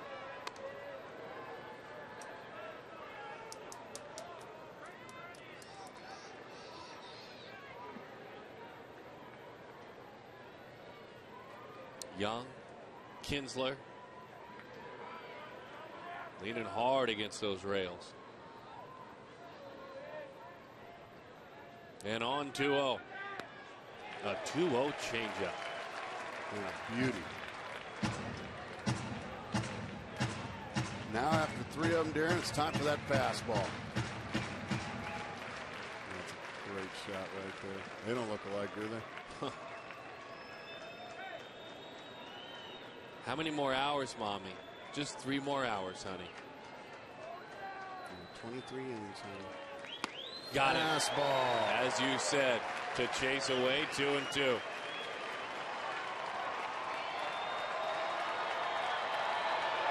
And this hitter thinks you're going to be going right back to the changeup now, Darren. That's why you throw the fastball again here.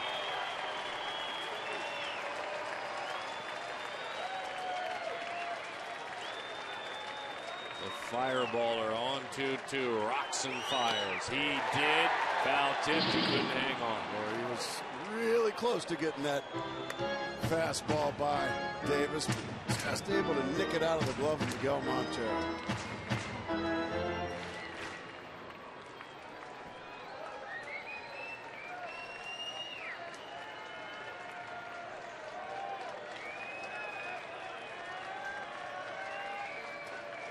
All right, the 2-2. He threw him a changeup. He drives it to deep right field, and he just drove it out.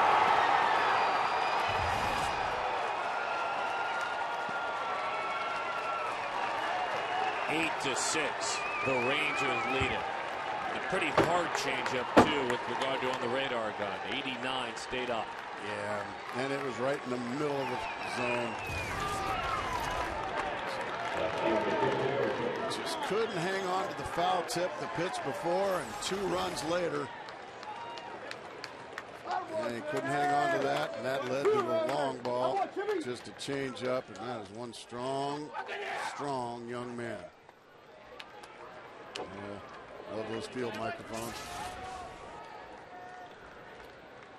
And David Murphy takes a pitch away. Well, have a game. Yeah.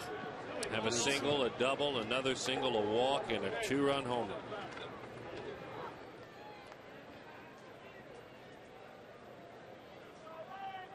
Oh, goodness. David Murphy is long.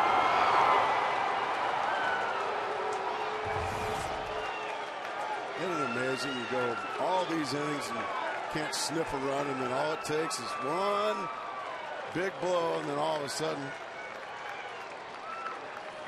Everybody takes a big, deep breath, and here we go. So Murphy races on around the bags. He hits his 4th long ball of the season. And suddenly those boys don't care what time it is in Arlington, Texas. You leave town with a series victory.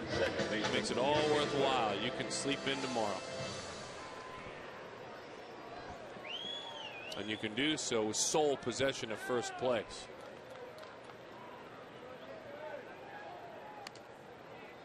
Slider.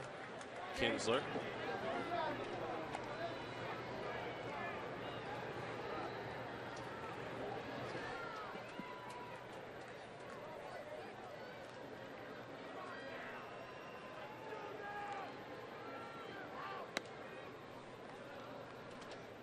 One and one the count. Now don't forget, bottom half of the 12th. Yep. Bottom half of the 12th. And the Angels are coming to town. In between those two things, our post-game show. Oh, gosh. That'll be big league. You won't believe what Gracie and I have to say. We'll just leave it at that.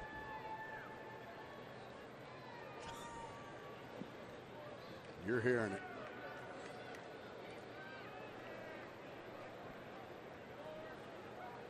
Two and one, 9-6 to score.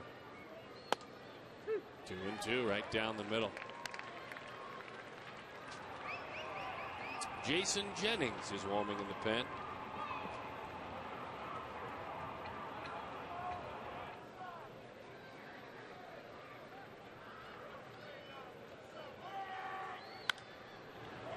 Slider popped up, racing.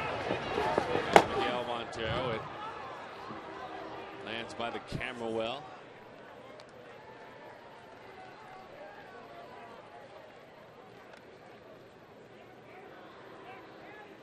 I know there's a lot of Ranger fans around the country that they don't care what time it is. They're still listening in. You know, and outside of the Arlington area, they're getting our feed. You're probably very proud of your club this year. Yes, you should be. Lose the first game here, then you come back, you beat Dan Herron last night. And now you're 3 outs away from winning a long extra inning game here. Great fan website, LoneStarBall.com. Yeah? Oh, yeah. Talk to me. It's a great spot. They cover their team, follow their team. They're watching. They're watching as Ian Kinsler spanks one into right field. And Matt Williams, if he was in the Texas dugout, would be saying, let's eat. Yes, he would. Very well said by you. Schmerling, unfortunately, taking a pretty good licking here in the top of the 12th inning. Fans, make sure you stay tuned for the bottom of the 12th, immediately following this inning.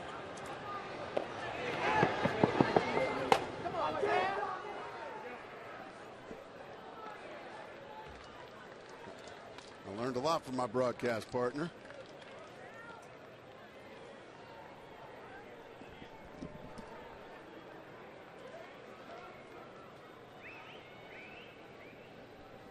Nine runs, the most that this club has scored, these Texas Rangers, since May the 30th. 0-1 the count. And congratulations again to Omar Vizquel. Over the outside, 0-2 the count.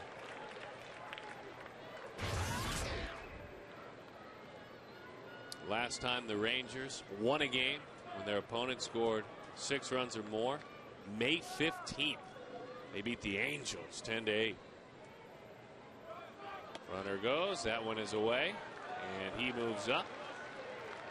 Kinsler with a stolen base. That is 14 stolen bases on the year.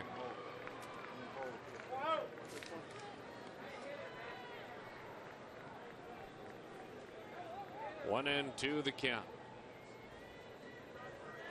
Vizquel making history in his first at bat of the ball game. As that one bounces in there, 2-2.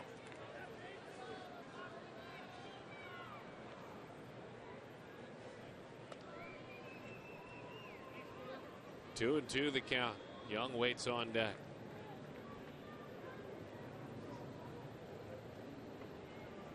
It was career hit number 2,678. Number one all time. Those big leaguers born in Venezuela.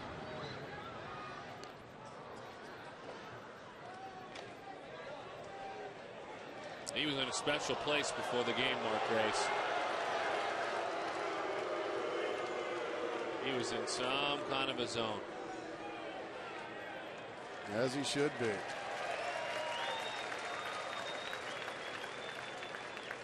Lot to be proud of. 2-2 the count. 3-2 the count.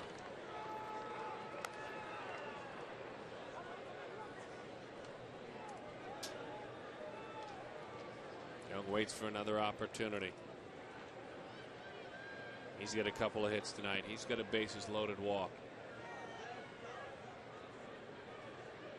On 3-2. That's ball four. Let's listen to Michael Young speak about the upcoming hit, foreshadowing, if you will, from Omar Vizquel.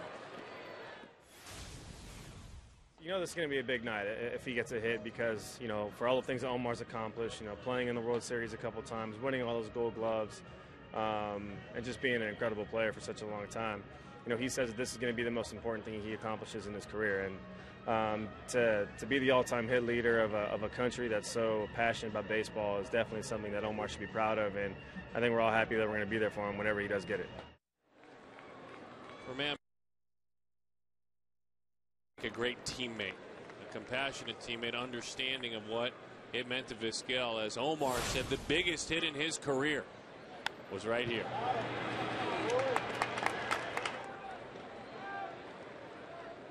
Fans, don't forget, tomorrow night is Fireworks Friday. And he's a Hall of Famer, isn't he, Mark Grace? First ballot, in my opinion. And stick around and enjoy a free post-game fireworks show courtesy of Gila River Casino. There's a lot of great ones right there that he's ahead of. Just about every time we've revisited it with, so if you've been with us the whole night, we apologize for the repetitive nature of it, but for those that have just joined us, understanding how much it means to him, and as I think Michael Young put it so succinctly, understanding what it means to a nation, as he said, that is passionate about baseball. Mark McClune, what do you have for us, my friend? Well, I walked by Omar today in the tunnel as he was going back up to the clubhouse and just asked him if he had any extra media requests or how big of a deal this would be in Venezuela. And he kind of shrugged and very humbly said, I don't think it'll be that big of a deal. And then I walked over to Juan Gutierrez, a fellow Venezuelan, in the Diamondbacks clubhouse, and he said, are you kidding? This will be in every paper in the country. This is a huge deal. So ever the humble first ballot Hall of Famer. Thank you, Mark. So Blaine Boyer takes over. Couple of runners on. About 15 minutes till 1 o'clock in Arlington, Texas.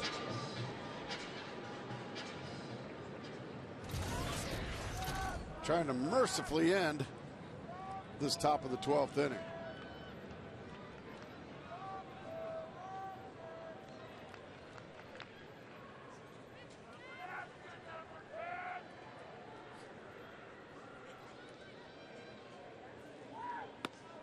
Slider, strike one.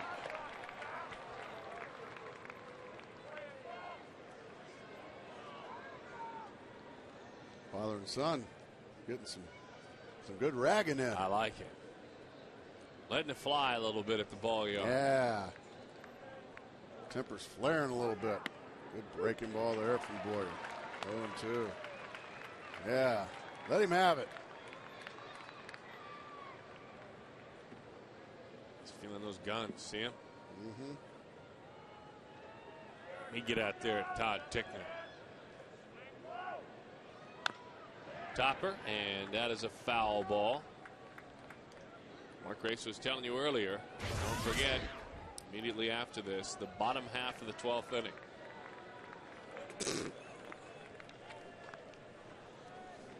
Sure as the world. It's coming. sometime. 0-2 the count.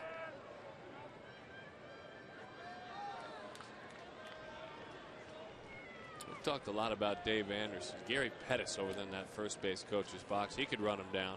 Oh, man. One of the best I ever saw. Speaking of old angels. Forgot about Gary Pettis. He's a little after those teams. And it's over with. Nice job by Blaine Boyer. Right around the corner. What's coming up? Bottom of the 12th. Oh, yeah. Oh, yeah. Come on, folks.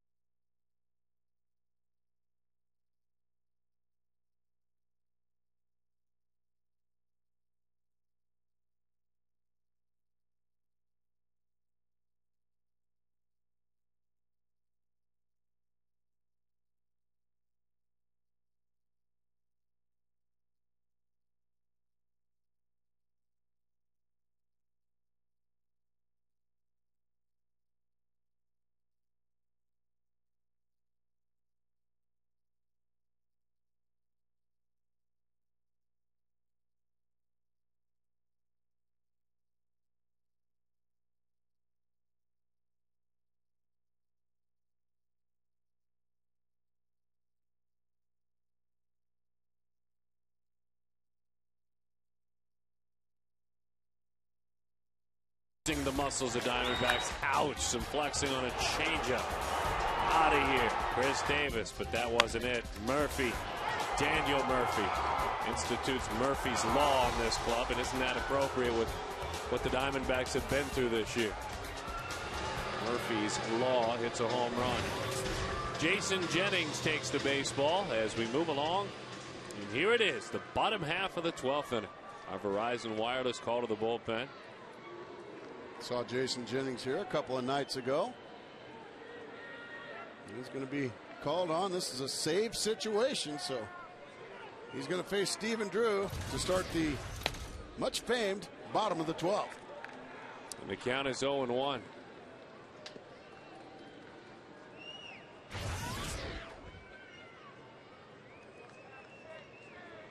Jennings has allowed at least a run in his last 3 outings. Steven on the ground. 0-2 the count. Well, should this hold as a Texas Rangers victory? This is what we were talking about earlier with our key to the game. Make mine a triple, meaning trying to make it 3 wins of series here at home. Oh, I'm definitely going to do that. Unfortunately, I think I know what you mean. The 0-2. On the ground, off the glove of Jennings, charging this Kinsler. Barehanded play, not in time. Good effort by Ian Kinsler. Real good effort by Ian Kinsler. He thinks that he might have gotten him out, but Stephen Drew just runs way too well, and he beat it cleanly. Just about anybody else, this is going to be an out. Really good play here by Kinsler. Look at the bare hand. And you can see Ty goes to the runner.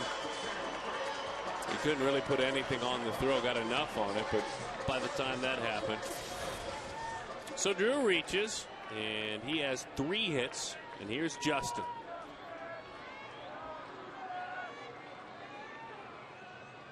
Came in hitting .323, he's hitting .325 now.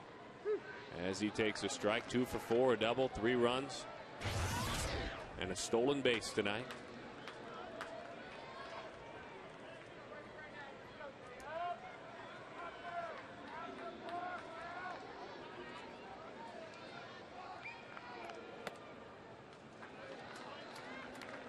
Now don't forget, just 1/2 inning ago in the not as famous top of the 12th. Yes. The Texas Rangers hit back-to-back homers. That's true. So you got a call? Upton and Reynolds. If it occurs, we play on. That'd be awesome. That one is in. How about let's get greedy and maybe get 4? Win it? Or would you just like to stay here a little while longer? I don't know. Remember, we've got a post-game show. 2-1 the count. Oh, 3-1 now with the tying run in the on-deck circle, and Mr. Mark Reynolds. He's homered twice already this evening.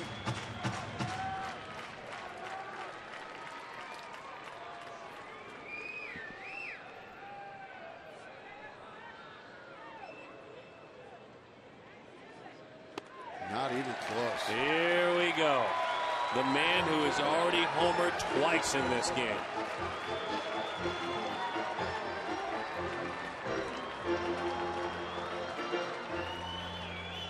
A hanging breaking ball against Feldman. Then a fastball against Francisco. One barely gets out of here.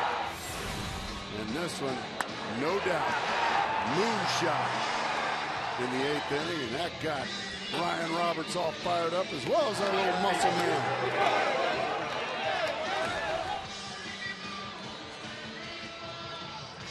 Damian Easley, the last member of the Diamondbacks to get big 3 times in a game back in June of '06. Not the name I expected to read on that graphic, but a fine memory. See if Mark can join it.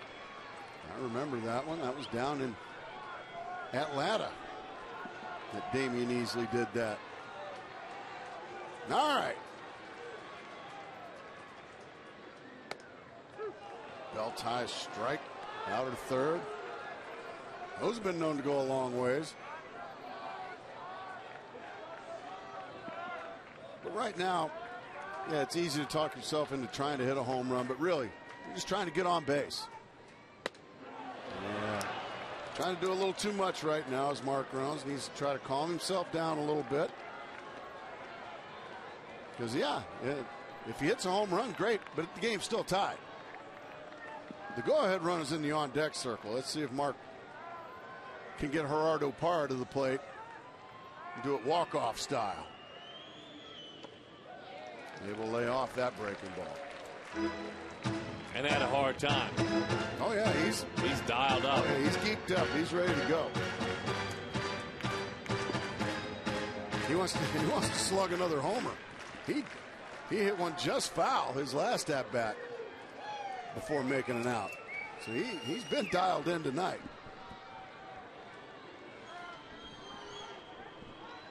The 1-2.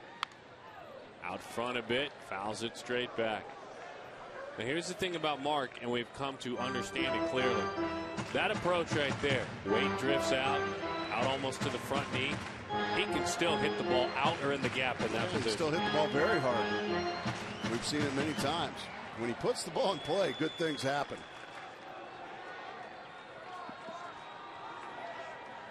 Everyone deep, deep, deep in the outfield.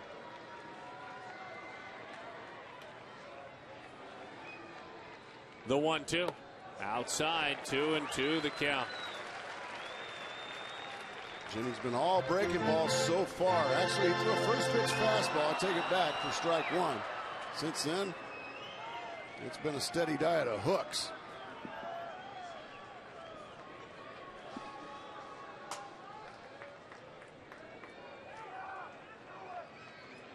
The 2-2. Oh, a hanger there. Boy, he got his breaking ball, and he just swung right through it. You're going to see a first pitch fastball. There it is, strike 1. Now you're going to see a bunch of hooks. There's a swing and miss. Now he's going to lay off a couple. Foul a couple off. Oh, boy, that was a good one to hit, and he just missed it. Just swung right through it.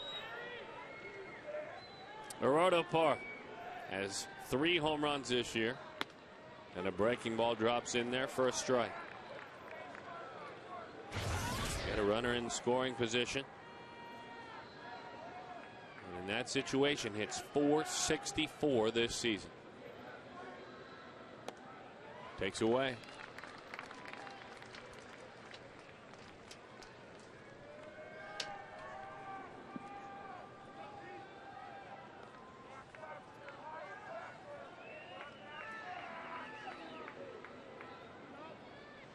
And time is called. 13 hits with runners in scoring position this year. More than Stephen Drew, more than Felipe Lopez. Topper right out in front. Didn't even give himself time to set himself, and it doesn't matter. Shoots it right on over. And the young Venezuelan is erased. So now Miguel Montero.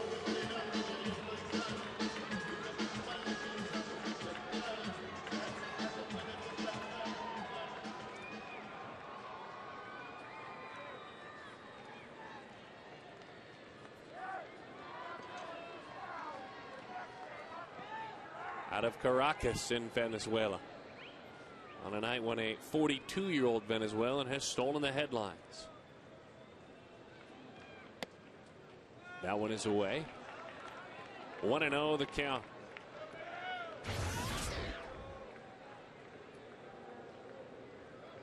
Billy Buckner against Jared Weaver tomorrow.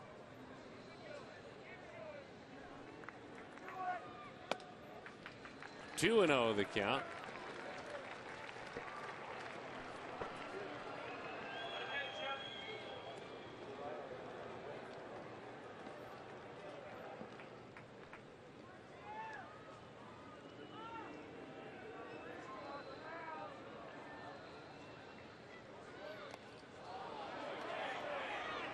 Everybody stays put. Look at Jennings come racing, and that's great. Miguel Montero swung a 2-0 curveball that was in front of the plate.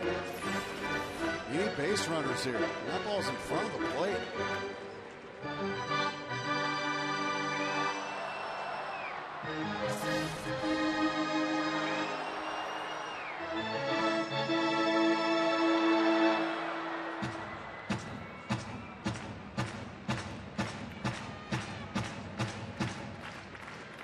Situation where the pitcher's not throwing you strikes. Go ahead and take first base.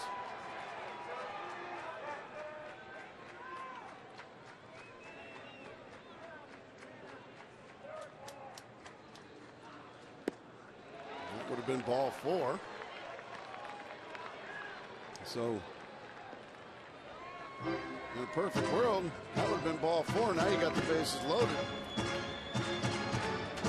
Go overhead run would be at the plate with just a young player. It's having a rough night at the plate, just trying to do too much right now. Let's see if he can get himself a better pitch to hit, something in the strike zone, and do some damage with it. In on the hands, Vizquel takes his cap off and dies. And 2 runs will score. Over the head of his countryman, who lost that lid immediately as he took off after it. And it's 9-8. Well, he got himself a pitch in the strike zone. Just putting the ball in play. Ball's in on him. Puts the ball in play, and that just bleeds out over the hatless Omar Vizquel.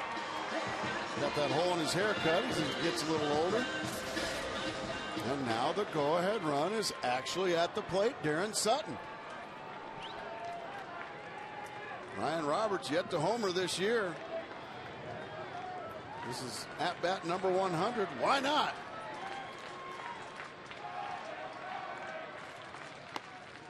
Boy, a fastball right down the middle.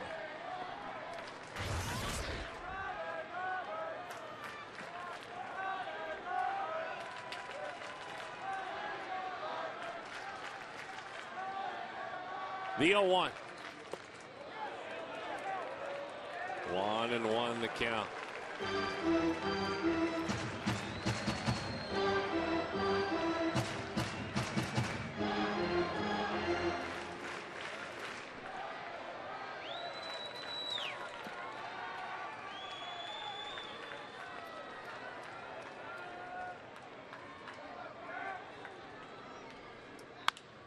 Hit on the ground. wins the ball game. Vizquel gets a hug from his double play partner. Congratulations from his teammates. And we congratulate Omar Vizquel for his record-setting hit earlier tonight. We'll talk more about it in our post-game